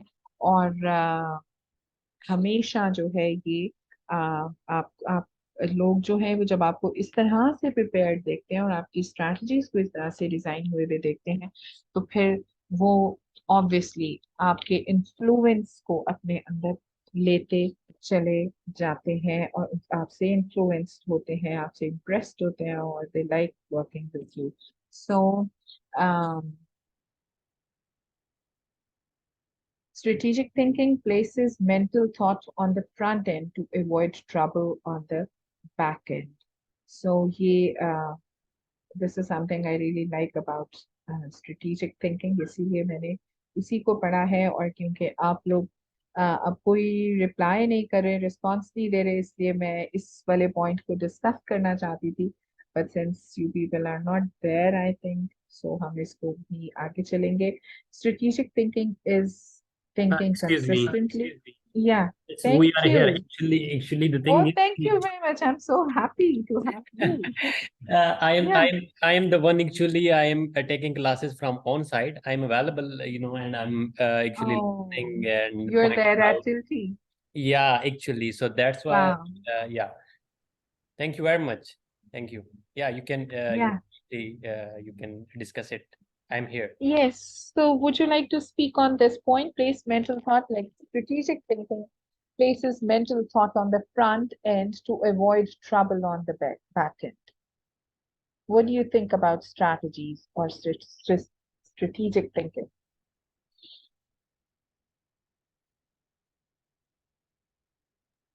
Actually, I'm not exactly that what is about, but the thing is, as long as strategic thinking is something which is you can go according to what you have in your thoughts, in your back-end memory to achieve some specific goals. So your thinking is regard to do accordingly, if I'm not wrong. Okay. I'd also like to add something. Yes, please. Strategic thinking is thinking according to the organization's strategies. So it means that we're thinking about long-term goals, which will not be effective maybe tomorrow or after a month. They can take even a year to be effective, but it is what we are planning and we're thinking right now, which will have an effect for the long term. So obviously हम अभी सोच लेंगे उसको, सारी strategies को, हर तरह से उसको, हर एस्पेक्ट से उसके ऊपर गौर करेंगे, ताकि हम बाद में हमारा जो बैक एंड ट्रबल है उसको अवॉइड कर सकें. Thank you very much. Okay, then strategic thinking is thinking consistently, thinking within context, thinking on the front end, thinking with others in mind, and thinking with a return in mind. और इसका मतलब ये भी है कि आप जो है वो जो भी इशू है उसको आप एक्चुअली ब्रेक डाउन कर लेते हैं. जो भी आपका प्रोजेक्ट है आप उसको ब्रेक डाउन कर लेते हैं, आप उसके लिए स्ट्रैटेजीज डेवलप कर लेते हैं, आप उसके लिए स्टेप्स बना लेते हैं कि इन स्टेप्स को क्लाइम करते करते हमने इस हाइट को अचीव कर लेना है. So to think strategically, ask the right questions, and these questions should be to yourselves. ये नहीं कि आपने टीम को बिठाया और आपने सबको पूछ लिया, वो भी अपनी जगह बहुत important, because you are giving time to yourself, you are giving specific and special time to your thinking, so you have to ask these questions to yourself first. So questions actually unlock and open doors that otherwise remain closed. क्यों आपको पूछने हैं questions?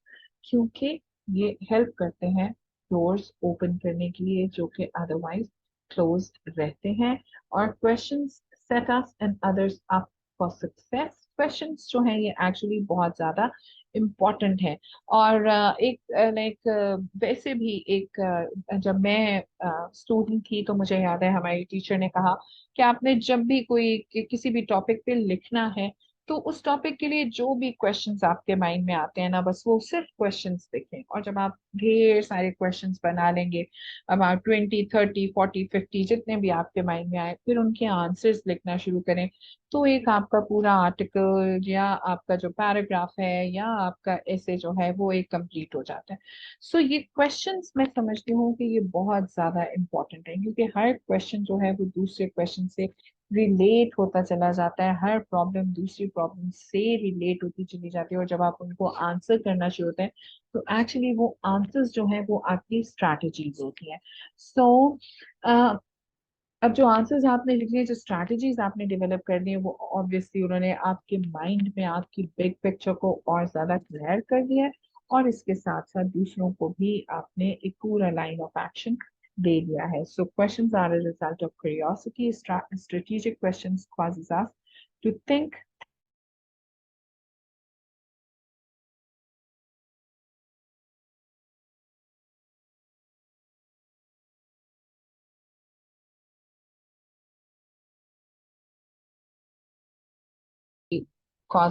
think things through and then follow things through. Ji. I'm giving you 30 seconds or maybe a minute to think about it. Then Like I already mentioned earlier, there is a difference between strategy and tactics. So when you focus on strategy, so it means कि आपने long term या वो ऐसी चीजें देखी हैं जो ज्यादा इफेक्टिव हैं, जो immediate action नहीं है जिनका, या जिनका immediate reaction नहीं है. So when you have to think strategically, आपको वो चीजें देखनी पड़ती हैं, उनको फोकस करना पड़ता है जो अदरवाइज विजिबल नहीं होंगी. आपने हर उस एस्पेक्ट पे, हर उस पॉसिबिलिटी पे गौर करना है जो कि इवेंचुअली इन द फ्यूचर हमें आ सकती है. तो इससे इसका ऑब्वियसली एक तरीका यही है कि हम उसको क्यूरियोसिटी, हम उसको we have to think outside the box, and we have to probe much deeper than what we already did. तो हमें जो क्वेश्चंस जो हमें अब आते हैं वो as a result of curiosity होंगे, जो वैसे हमें नहीं नजर आ रहे होंगे, लेकिन हमने वो प्रोब करके देखने हैं कि what questions should be there. thank you, very right. So why you should release the power of strategic thinking? It simplifies the difficult. It prompts you to ask the right questions. It prompts customization. It prepares you today for an uncertain tomorrow. It reduces the margin of error, and it gives you influence with others. So ये strategic thinking जो है ये obviously आप सभी agree करेंगे कि without strategies, without developing good, powerful strategies, you cannot grow. So how to release the power of strategic thinking? Break down the issue. Ask why before how. जब भी आप जो क्वेश्चंस भी जो हैं वो आपके हमेशा जो होने चाहिए ना, वो वाई से स्टार्ट करने चाहिए और फिर उसके बाद वो हाउ पे आने चाहिए, क्योंकि यही एक वो वे है जिसमें कि हमारी जो बिग पिक्चर है वो क्लियर होती चली जाती है. Then identify the real issues and objectives. Review your resources. Develop your plan. आपने किस तरह से अपना प्लान डेवलप करना है. Break down the issues. Ask why before how, then identify the real issues and objectives, review your resources. ये वही चीजें हैं जो हम काफी देर से डिस्कस करते चले जा रहे हैं, लेकिन हर एक को हम एक डिफरेंट पर्सपेक्टिव के साथ देखते भी चले आ रहे हैं, और फिर उसके बाद हमें अपना प्लान जो है वो डेवलप करना है. Then after developing the plan, we need to put the right people in the right place. और यही strategies हैं जिनको फॉलो करते हुए आप एक अच्छा प्रोजेक्ट जो है वो आ, उसको आप अचीव कर सकते हैं, उसको कंप्लीट कर सकते हैं, और फिर इसी प्रोसेस को आप हर दफा अपनी अपने टास्क के लिए रिपीट कर सकते हैं. फिर एक जो है वो पॉसिबिलिटी थिंकिंग भी आती है. अब हमने जो है वो अभी तक जो बात की है वो उन चीजों की बात की है कि जो रियल है और जो स्ट्रैटेजीज हैं जो बिल्कुल फैक्ट्स पे बेस करी है. अब जो पॉसिबिलिटी थिंकिंग है एक्चुअली ये वो हमारी एग्जाम्पशंस हैं कि जो हम सोचते हैं कि ये भी हो सकता है. और बिग पिक्चर की जब आप बात करते हैं तो उसमें पॉसिबिलिटी थिंकिंग भी बहुत ज्यादा इम्पोर्टेंट है, और इसमें कहीं ना कहीं जो एक लीडर की जो इंट्यूशन होती है वो भी आ जाती है, क्योंकि वो जो इंट्यूशन है वो ही आपकी पॉसिबिलिटी को एक्चुअली डेवलप कर रही होती है. और ये एक लीडर की लाइफ में इंट्यूशन जो है ये बहुत ज्यादा इम्पोर्टेंट है. हम जब जॉन मैक्सवेल की को पढ़ते हैं तो वो अपनी बुक 21 इररिफ्यूटेबल लॉज ऑफ लीडरशिप में इंट्यूशन को एक बहुत इम्पोर्टेंट लॉ कहते हैं लीडर की लाइफ में. सो ये वो जो इंट्यूशन है वो पॉसिबिलिटी थिंकिंग ही है. हम इसकी बात करेंगे. So how can you unleash your enthusiasm and hope in order to find solutions for even seemingly impossible situations? This is the question that we are going to discuss now. और हम Robert शाला के question पे बात करेंगे कि what would you attempt if you know you won't fail? Ji, it's a question for you all. What would you attempt if you know you won't fail?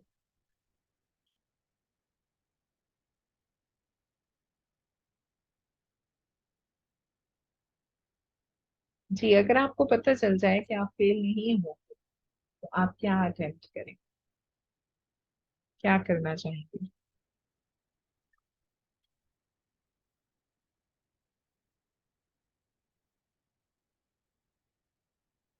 जी मंसूर साहब, आप क्या करना चाहेंगे अगर आपको पता चले कि आप फेल नहीं होंगे? जी, ये देखें, अगर ये बहुत बड़ी लिबर्टी है किसी के पास भी हो ना, कि उसको इस हाँ चीज हाँ का खौफ खत्म हो जाए कि उसने फेल नहीं होना, ठीक है, और उसकी जो है सक्सेस यकीनी है, तो आप फिर बहुत कुछ करना चाहेंगे. फेल, हाँ सिर्फ ये वर्ड जो है ना, फर्स्ट अटेम्प्ट इन लर्निंग, हाँ. फर्स्ट अटेम्प्ट इन लर्निंग मैं समझता हूँ ना इसको ना. तो आप जी बहुत जी. सारी चीज़ों की ट्राई कर सकते हैं, और अगर आपको यकीन हो, लेकिन ये जो फियर ऑफ फेलियर है ये हमें रोक देता है बहुत से इनिशिएटिव लेने से, और बहुत सी चीज़ें करने से ना. ये सबसे बड़ा फियर होता है, जिसकी वजह से हम अपने बहुत सारे प्लान एग्जीक्यूट नहीं कर सकते, और जिसकी वजह से एग्जैक्टली. हम प्रोक्रेस्टिनेशन का भी शिकार हो जाते हैं, इसी इसी फियर की वजह से. एग्जैक्टली. और अगर हम पहले से ही ये सोच लें या बिलीव कर लें कि हम ये कर ही नहीं पाएंगे तो फिर तो हम कुछ भी नहीं, वाकई में कुछ नहीं कर पाएंगे. सो अब इस क्वेश्चन को जॉन सी मैक्सवेल जो है वो इस तरह से भी ले लेते हैं कि what would you attempt if you know you would fail but know you would learn from your failure and find possibilities for growth. अब क्वेश्चन को थोड़ा सा डिफरेंट कर दिया गया है, तो चलें इसी का ही आंसर कर दें. what would you attempt if you know you would fail? अगर आपको पता हो कि हाँ मैं फेल हो जाऊँ, तो आप क्या करेंगे? लेकिन आपको Um, ये पता है। जी please. I'd yes. like to add something here. या I thank believe you. taking this course actually is the answer to this question for me. Um, मैं already यहाँ group में भी share कर चुकी हूँ. I'm not one of all these people. मेरा कोई experience नहीं है, and I've been having this fear of constant failure जिसने मुझे hinder किए रखा कि मैं कुछ भी समझ नहीं आ रहा था कि मैंने क्या करना है. But uh, this is what I did. I chose to get enrolled in this course, and I know it won't actually lead me कि मैं कहीं जाके एकदम से कोई बहुत अच्छी job मिल जाएगी या क्या. But I know I can learn from this, and maybe I can find a possibility for growth for myself in the future. So that's very good. Wow, I appreciate.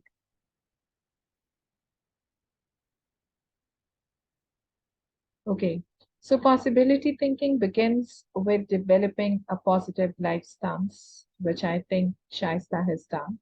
So now there is a possibility of your success. Rather, I would say, since you have decided to learn and grow, so there is a surety, a certainty of your success. So if you believe you can't do something, then it doesn't matter how hard you try because you've already lost. जब आप ये सोचना शुरू कर दें कि नहीं ये नहीं हो सकता, तो फिर actually आप already lose कर चुके हैं. But if you believe you can do something, you have already won much of the battle. So the second point I dedicate to Shaista. Shaista, आप देखेंगे because like you have believed in yourself, you have believed in learning, so you have really won much of the battle. So what does it require? It requires attitude. और वो attitude क्या है? It doesn't make a difference when everything is going well, and it makes a huge difference when everything is going wrong. So जब हम possibility thinking की बात करते हैं, तो यही वो attitude है जो कि हमें possibility thinking की तरफ लेकर जाता है कि हम ये सोचना शुरू कर दें कि हमें इससे कोई फर्क नहीं पड़ता अगर सब कुछ अच्छा जा रहा है, लेकिन अगर कुछ भी इसमें गलत होता है तो that will make a huge difference in our life. So हमने उस जो कुछ अच्छा नहीं है उससे जो ह्यूज डिफरेंस क्रिएट होगा उसके बारे में सोचना होता है. Why? Because it increases your possibilities, it draws opportunities and people to you. It increases others' possibilities. It allows you to dream big dreams and it makes it possible to rise above average. And this thinking gives you energy and it keeps you from giving up. Possibility की जब हम बात करते हैं तो ये बहुत ज्यादा इम्पोर्टेंट है कि आप कभी भी जाओ हर चीज की पॉसिबिलिटी आपको नजर आ रही है तो ये एक्चुअली एक पॉजिटिव थिंकिंग है.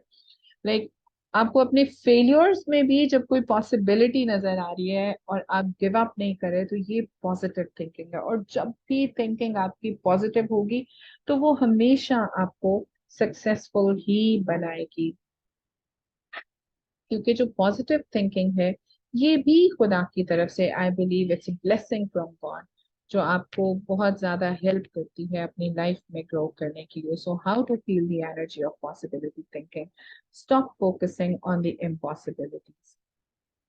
Stay away from the experts. Look for possibilities in every situation. Dream one size bigger. Question the status quo. Find inspiration from great achievers. अब हम नॉर्मली जब बात करते हैं तो हमने कोई भी ड्रीम अपना अचीव करना है, कोई भी प्रोजेक्ट करना है, तो हम कोशिश करते हैं अच्छा फला से बात करते हैं, वो इसमें बहुत एक्सपर्ट है. लेकिन यहाँ पर जब जॉन मैक्सवेल बात कर रहे हैं तो वो कह रहे हैं कि आपको to become successful in your life and to develop successful thinking, you need to stay away from the experts. आपका क्या ख्याल?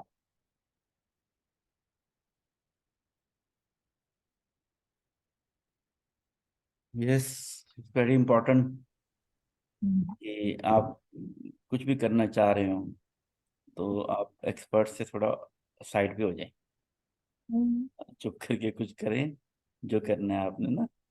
क्योंकि जब आप एक्सपर्ट के पास जाएंगे तो हो सकता है, माइट बी पॉसिबल है कि वो हो सकता है आपको अच्छी सजेशन दे दे, लेकिन माइट बी पॉसिबल कि आपको वो ऐसी चीजें बता दें जिसकी वजह से जो आप करने जा रहे हैं वो करने से रुक जाए ना।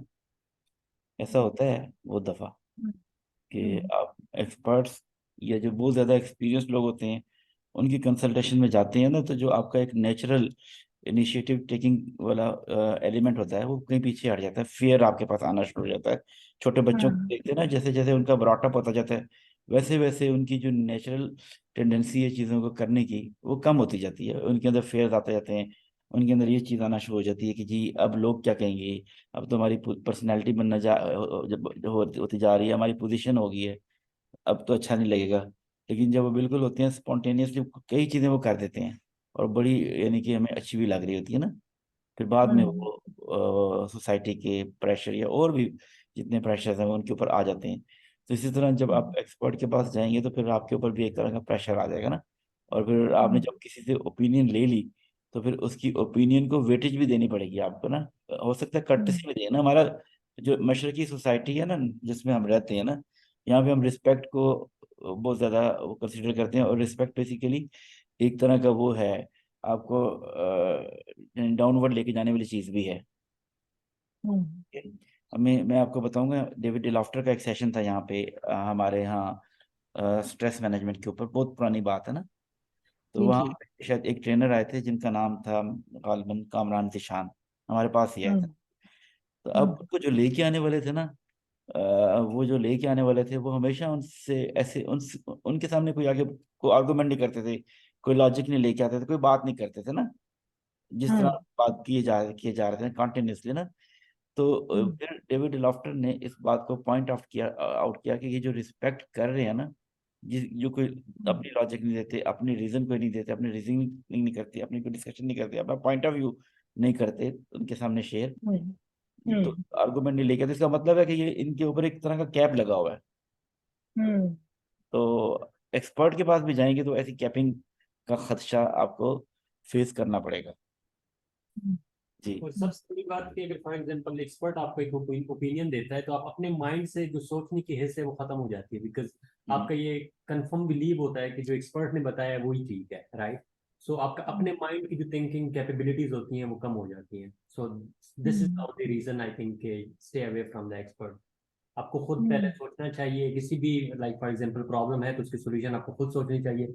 बिकॉज अगर एकदम एक दफा हम इंसान अगर हेबिचुअल हो जाते हैं किसी भी चीज को इजीली करने से, सो वो हम फिर अपने आप ऊपर पेन नहीं देते, हम खुद को जो है ना कंफर्ट जोन से नहीं निकालते।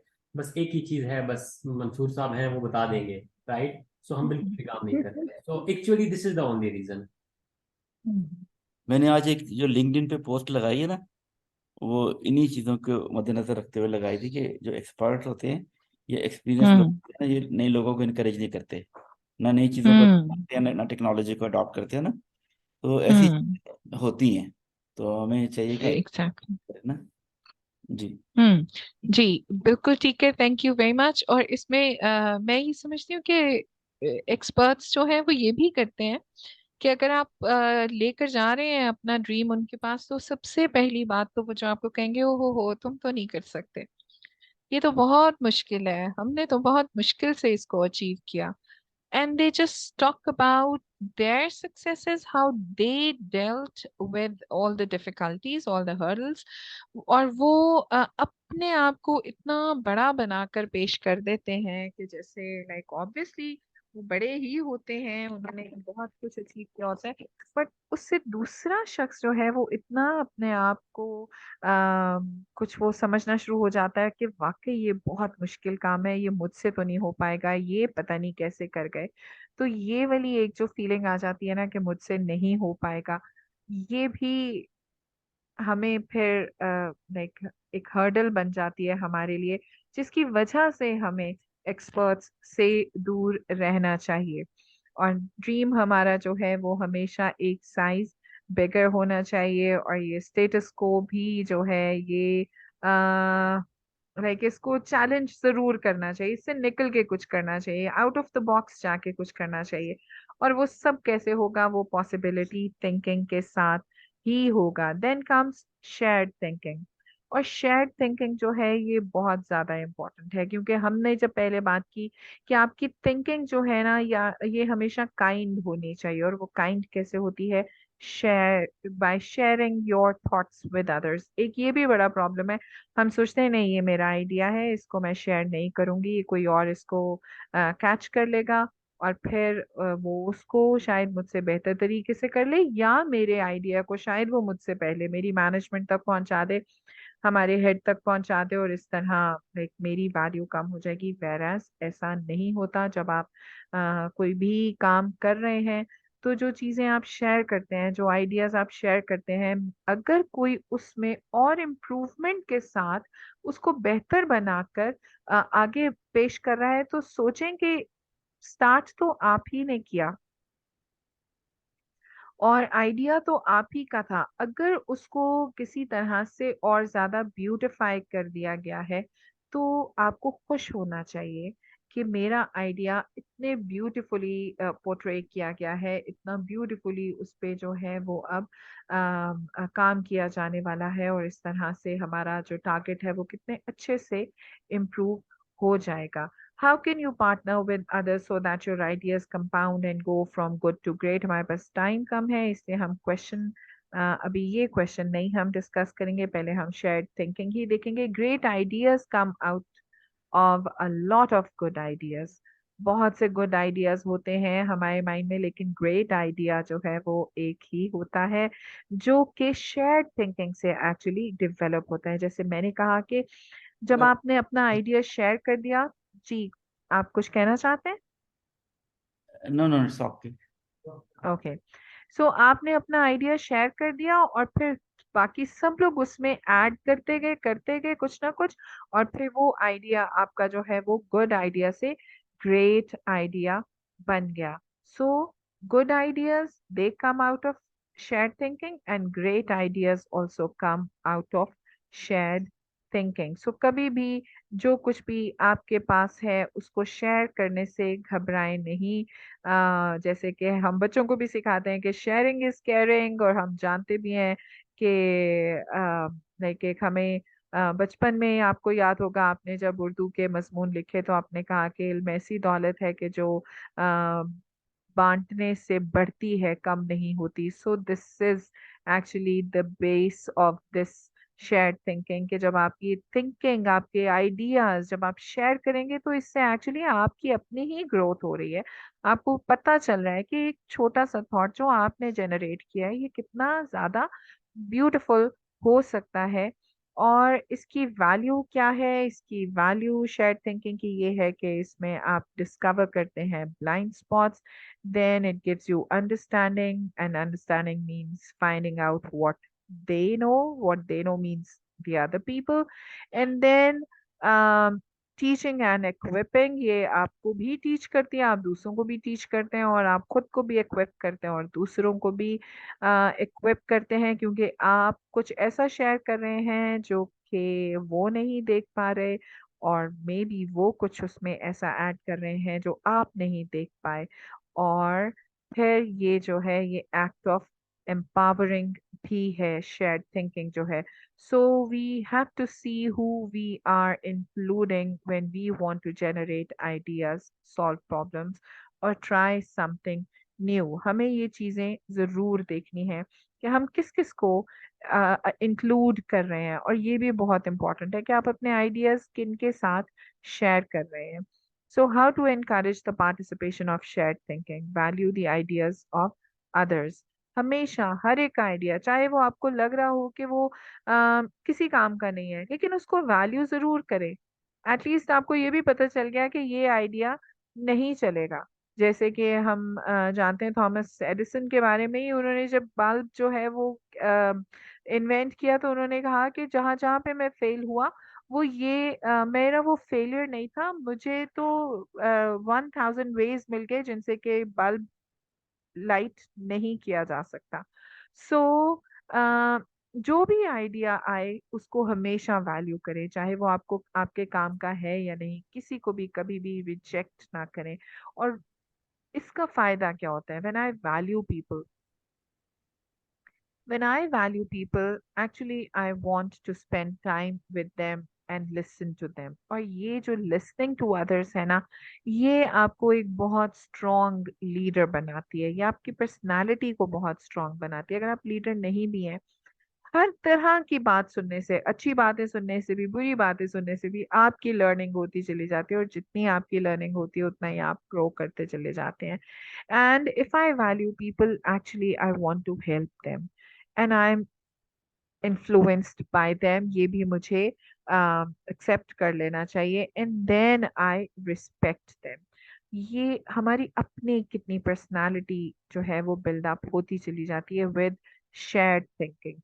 And if I don't value people, I don't want to be around them, I neglect to listen, I don't offer them help, I ignore them, and I am indifferent. So obviously अगर हमें ये जो नीचे वाला सारे points है, अगर ये हमें किसी में भी अपनी अपनी ऑर्गेनाइजेशन में नजर आते हैं, तो हम उन लोगों को इतना अच्छा नहीं समझते। सो अगर हम उन्हें अच्छा नहीं समझ रहे हैं, तो प्लीज हम अपने अंदर से ऐसी बातें निकालें, कोशिश करें हम इनके जैसे ना हो, बल्कि जितनी भी बातें हमें ऊपर वाले पॉइंट्स में नजर आ रही हैं, हम ट्राई करें कि हम इसी तरह के रहें, हम हर एक को रिस्पेक्ट करें, हम टाइम स्पेंड करें सबके साथ, और कोशिश करें कि जहाँ भी किसी की हेल्प हो सके हम उनके काम आ सकें। So those who participate in shared thinking understand the following. And what is that? That shared thinking is faster than solo thinking. ये तो आप सब जानते हैं, जो एक शख्स सोच रहा है वो कुछ नहीं कर सकेगा जो कि बाकी सब कर सकते हैं। Shared thinking is more important, more innovative than solo thinking. Shared thinking brings more maturity than solo thinking. It is stronger than solo thinking. It returns greater value than solo thinking. It is the only way to have great thinking. So, shared thinking पे जरूर believe रखें, क्योंकि आपकी thoughts जो हैं एक society में बड़ा डिफरेंस ला रही हैं, and you are adding value to many people. How to encourage the participation of shared thinking? Move from competition to cooperation. ये बहुत ज्यादा जरूरी है। हम बहुत ज्यादा जो है ना वो कंपटीशन ही के चक्कर में रहते हैं, फलां ने ये कर दिया, फलां ने वो कर दिया, तो मैं ऐसे कर दूंगा, और फलां अगर बहुत ग्रो कर रहा है तो मैं इससे ऊपर जाऊंगा। जेलस हो जाते हैं कि वो क्यों ग्रो कर रहा है, वो क्यों ऐसा है, मैं क्यों ऐसा नहीं। अगर तो ये कंपटीशन हेल्दी है और ये आपको लीड कर रहा है ग्रो करने में, तो ये बहुत अच्छा है। लेकिन अगर ये आपको कॉन्स्पिरेसीज की तरफ और जेलसी की तरफ लेकर जा रहा है, तो फिर ये बहुत डेंजरस है, फिर आप कभी भी ग्रो नहीं कर पाएंगे। सो हमेशा कंपटीशन को कन्वर्ट करें कोऑपरेशन पे। And then whenever you meet, make agenda. हमेशा अपनी मीटिंग का एजेंडा बनाएं। विदाउट एजेंडा मीटिंग करना would be useless.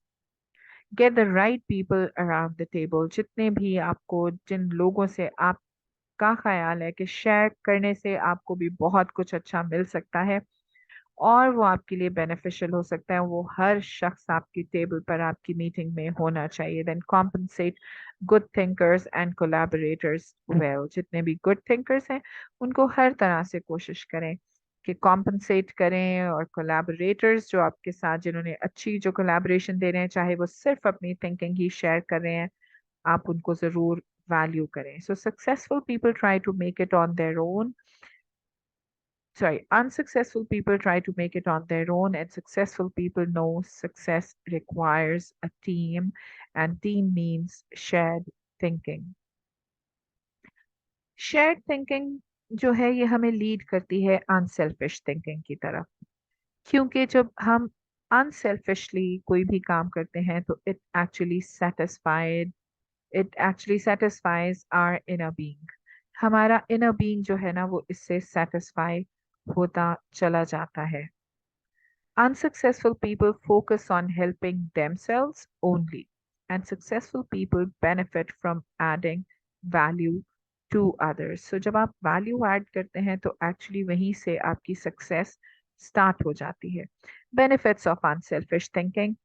Unselfish thinking brings personal fulfillment. It adds value to others. It encourages other virtues. It increases quality of life. It makes you part of something greater than yourself, and it creates a legacy.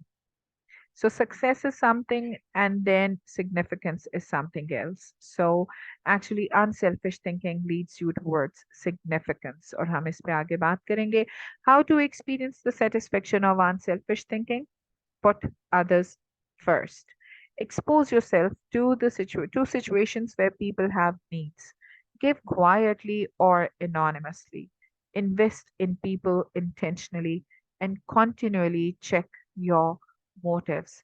ये बहुत ज्यादा जरूरी है. The last point, हमारे motives ये ना हो कि हम स्टार्ट तो बड़ा अनसेल्फिशली करें लेकिन बाद में हम जो है मोटिव हमारा जो है वो सेल्फिश ही होता चला जाए. हम सोचें अच्छा इस तरह से हमारा जो पर्पस है बिहाइंड वो सिर्फ दूसरों को इम्प्रेस करना है, दूसरों की फेवर्स गेन करना है, और लाइक आपको अपना कोई पर्सनल एजेंडा हो सकता है. और वहां पर आकर एक्चुअली हम फिर अनसेल्फिश नहीं रहते, हम सेल्फिश हो जाते हैं. और जब हम सेल्फिश हो जाते हैं तो फिर ऑब्वियसली प्रॉब्लम्स आने शुरू हो जाते हैं, क्योंकि अनसेल्फिश होना एक्चुअली आपको आपका रिलेशनशिप है with God, it strengthens that. खुदा चाहता है कि हम अपनी लाइफ के हर एक एरिया में अनसेल्फिशली काम करें, और जहां तक भी हो सके हम दूसरों के साथ मिलकर उनको भी अपलिफ्ट करने में कुछ भी अगर हम इनपुट दे सकते हैं तो वो दें. और अगर हम सेल्फिश हो जाते हैं तो हम सिर्फ अपने लिए सोचते हैं तो फिर हमें खुदा की फेवर्स भी हासिल नहीं होती, और यहाँ पर आकर हमारे लिए प्रॉब्लम्स क्रिएट होना शुरू हो जाते हैं. So when I put others first in a satisfaction that I had never experienced, क्या गेन करते हैं हम सबसे पहले? Inner satisfaction. और ये inner satisfaction is all about spirituality, the appreciation and gratitude of those I helped, creativity for more ideas, the seed of successful business. जब आप unselfish thinking रखते हैं, जब आप unselfish sharing कर रहे हैं, तो आप actually एक successful business का seed sow कर रहे हैं. और वो ही आपका सीड जो है वो सीड बन रहा है another सक्सेसफुल बिजनेस का. इट मीन्स कि आपकी ग्रोथ जो है वो स्टार्ट हो गई है, and it will lead you to another milestone. Little did I realize my desire to add value to others would be the thing that added value to me. So सबसे पहले ये बात, like I really like it, that's why I put it on the slide, कि हम जब दूसरों में value add कर रहे होते हैं ना, तो actually we should know, we should keep in mind कि हम एक्चुअली अपनी लाइफ में ही अपनी अपनी जात में ही वैल्यू ऐड कर रहे होते हैं. Creating victories for me is success and creating victories for others is significance. और हम लाइफ में अपने इर्द गिर्द भी बहुत से लोगों को जानते हैं जो सक्सेसफुल तो हैं, लेकिन जब हम सिग्निफिकेंट लोगों की बात करते हैं तो हम उनको टिप्स पे गिन सकते हैं, जिनको कि हम पूरी दुनिया में देखते हैं कि वो जाने जाते हैं अपने सिग्निफिकेंस के लिए. और अगर हम लीडर्स ही की बात करें तो हमारे हमारे पाकिस्तान में भी हम कायदे आजम को जानते हैं, हम अब्दुल सत्तार ईधी साहब को जानते हैं. Like there many others. मैं किसी पॉलिटिशियन का नाम नहीं लेना चाहती हूँ, बट मैं उनकी बात कर रही हूँ कि जिन्होंने लाइक कंट्रोवर्शियल, उनकी पर्सनालिटीज किसी भी तरह से नहीं है. ये नहीं कि कोई एग्री करेगा कोई नहीं एग्री करेगा, और यही एक्चुअली सिग्निफिकेंस है. और ये कैसे आती है? ये अनसेल्फिश थिंकिंग से आती है, ये अनसेल्फिश डीड से आती है. हम नेल्सन मंडेला को देखते हैं, हम मदर ट्रीजा को देखते हैं, हम रूथ फाओ की बात करते हैं, और इसी तरह से हम बहुत से और ऐसे लीडर्स की बात कर सकते हैं. सो ये सिग्निफिकेंस कहाँ से आई? ये उनकी unselfish thinking and unselfish deeds से आई और उन्होंने इन उनकी अनसेल्फिश थिंकिंग ने उनको सक्सेसफुल बनाया उनकी लाइफ में. सो creating victories, I think we have done that, haven't we? Okay, so yes. Now figure out what time of day best suits you, best suits your thinking. Write down your answer to the following questions. अभी हमारे पास answer तो नहीं है कि time तो नहीं है कि मैं आपसे कहूँ कि लिखें, बट ये क्वेश्चंस हैं, आप तब अपने माइंड में इनको सोचना शुरू हो जाए. When do I feel the most energized and mentally alert? When do I feel the least energized and mentally alert? When do I have the most demands on my time? When do I have the fewest demands on my time? अब आपको अपना thinking का time set करने के लिए ये questions आपके mind में होने चाहिए. जब आप सबसे ज्यादा मेंटली अलर्ट फील करते हैं और जिस वक्त आप सबसे ज्यादा एनर्जाइज्ड फील करते हैं, वही टाइम आप अपनी थिंकिंग को दें. जिस टाइम में आपके ऊपर फ्यूएस्ट डिमांड्स हैं, वो टाइम आप अपनी थिंकिंग को दें. जो भी टाइम जिसमें कि आपके ऊपर बहुत प्रेशर्स हैं, आपकी रिस्पॉन्सिबिलिटीज हैं, और काफी कोशिश करें कि उसमें उसको अपना थिंकिंग टाइम मत बनाएं. क्योंकि अगर लाइक आपके ऑफिस की अपनी रिस्पॉन्सिबिलिटीज हैं, या हम अगर आपकी जो पर्सनल लाइफ है उसकी बात करें, घर की, आपकी फैमिली की, जो भी उनको लेकर आपकी रिस्पॉन्सिबिलिटीज हैं, अगर उन सबको इग्नोर करके आप कहेंगे नहीं ये मेरा थिंकिंग का टाइम है, इसमें कोई मुझे डिस्टर्ब नहीं करेगा, that will not help you actually. उसमें आपकी थिंकिंग भी डिस्टर्ब होगी, आपकी फैमिली भी डिस्टर्ब होगी. द सेम वे अगर आप अपने ऑफिस में बैठकर इस तरह का कोई काम करते हैं, तो आपकी जॉब भी खतरे में हो जाती है. Figure out what spot best suits your thinking. Again, a few more questions. Where do I feel most productive? अब जगह की बात हो रही है, तो आपने वो जगह भी देखनी है. जैसे मैंने कहा कि वो कोई भी एक शाम किसी पार्क में, किसी एक बेंच पे, अंडर ट्री, जहाँ पर आप सोचते हैं कि ये बहुत अच्छी जगह हो सकती है, यहाँ पे कोई डिस्टरबेंस नहीं है और मैं बिल्कुल बहुत ही काम फील कर रहा हूँ या कर रही हूँ, और यहाँ पर मेरे पास टाइम है कि मैं सोचूं और कुछ अपने लाइफ के बारे में, अपने टारगेट्स के बारे में डिसीजंस लूं. तो वो ऐसी जगह ढूंढने की कोशिश करें. In that setting what allows me to be productive. फिर देखें कि क्या है जगह, क्या चीजें आपको अपील करती हैं जिनसे कि आप ज्यादा प्रोडक्टिव. मैं जैसे पार्क ही की बात कर रही हूँ, तो समटाइम्स मैंने देखा है कि लोग सॉलिट्यूड पसंद करते हैं.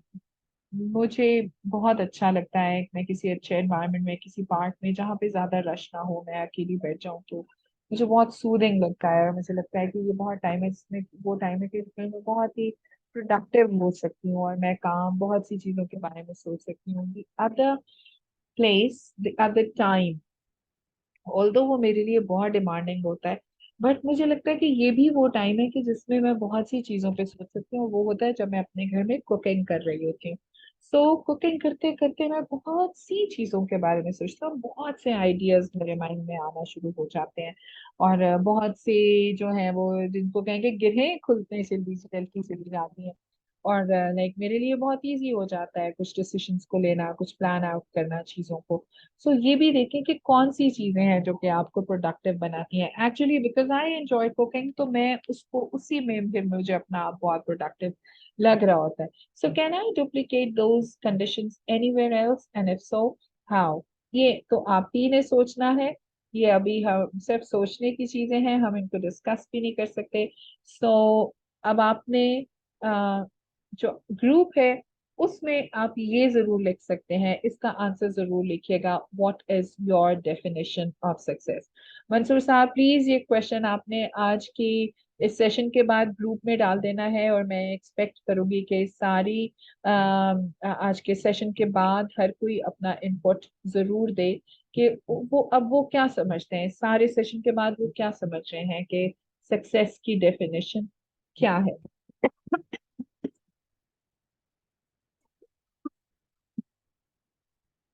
क्योंकि हमारे पास excuse me,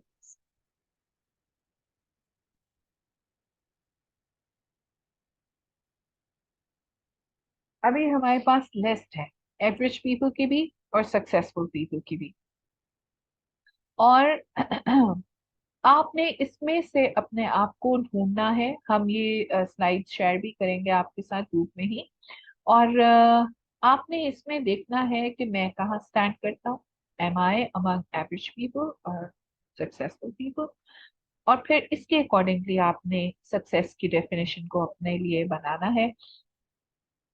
So average people see only their point of view. Successful people see the big picture. Average people go in too many directions. Successful people focus on their main things. Average people are stuck inside their box. Successful people explore options and innovate. Average people hope for the best. Successful people face the facts and build upon them. Average people let life happen to them. Successful people proactively plan their lives. Average people allow circumstances to limit them. Successful people see possibilities everywhere. Average people don't learn from mistakes. Successful people stop, reflect, and learn daily. Average people, अब मैं सारी एक ही दफा पढ़ देती हूँ जो average people वाले हैं। Average people follow the crowd, try to make it on their own, focus on helping themselves, try when they feel like. Whereas successful people challenge popular wisdom, know success requires a team, benefit from adding value to others, and target and work for results. So, um, thank you very much for giving your time today, for being with us. And मैंने जिस तरह से कहा है कि question group में डाल दिया जाएगा, आप वहां पर उसके लिए अपना पॉइंट ऑफ व्यू जरूर शेयर कीजिएगा। Thank you very much. Thank you very much for such a wonderful session. Actually, this is really a good session for all of us कि हम इसको अंडरस्टैंड करें। और हमने एक जो बड़ी इम्पोर्टेंट चीज़ जो स्टडी की पढ़ी और गालिबन उसको डिस्कस भी किया, that was big picture thinking.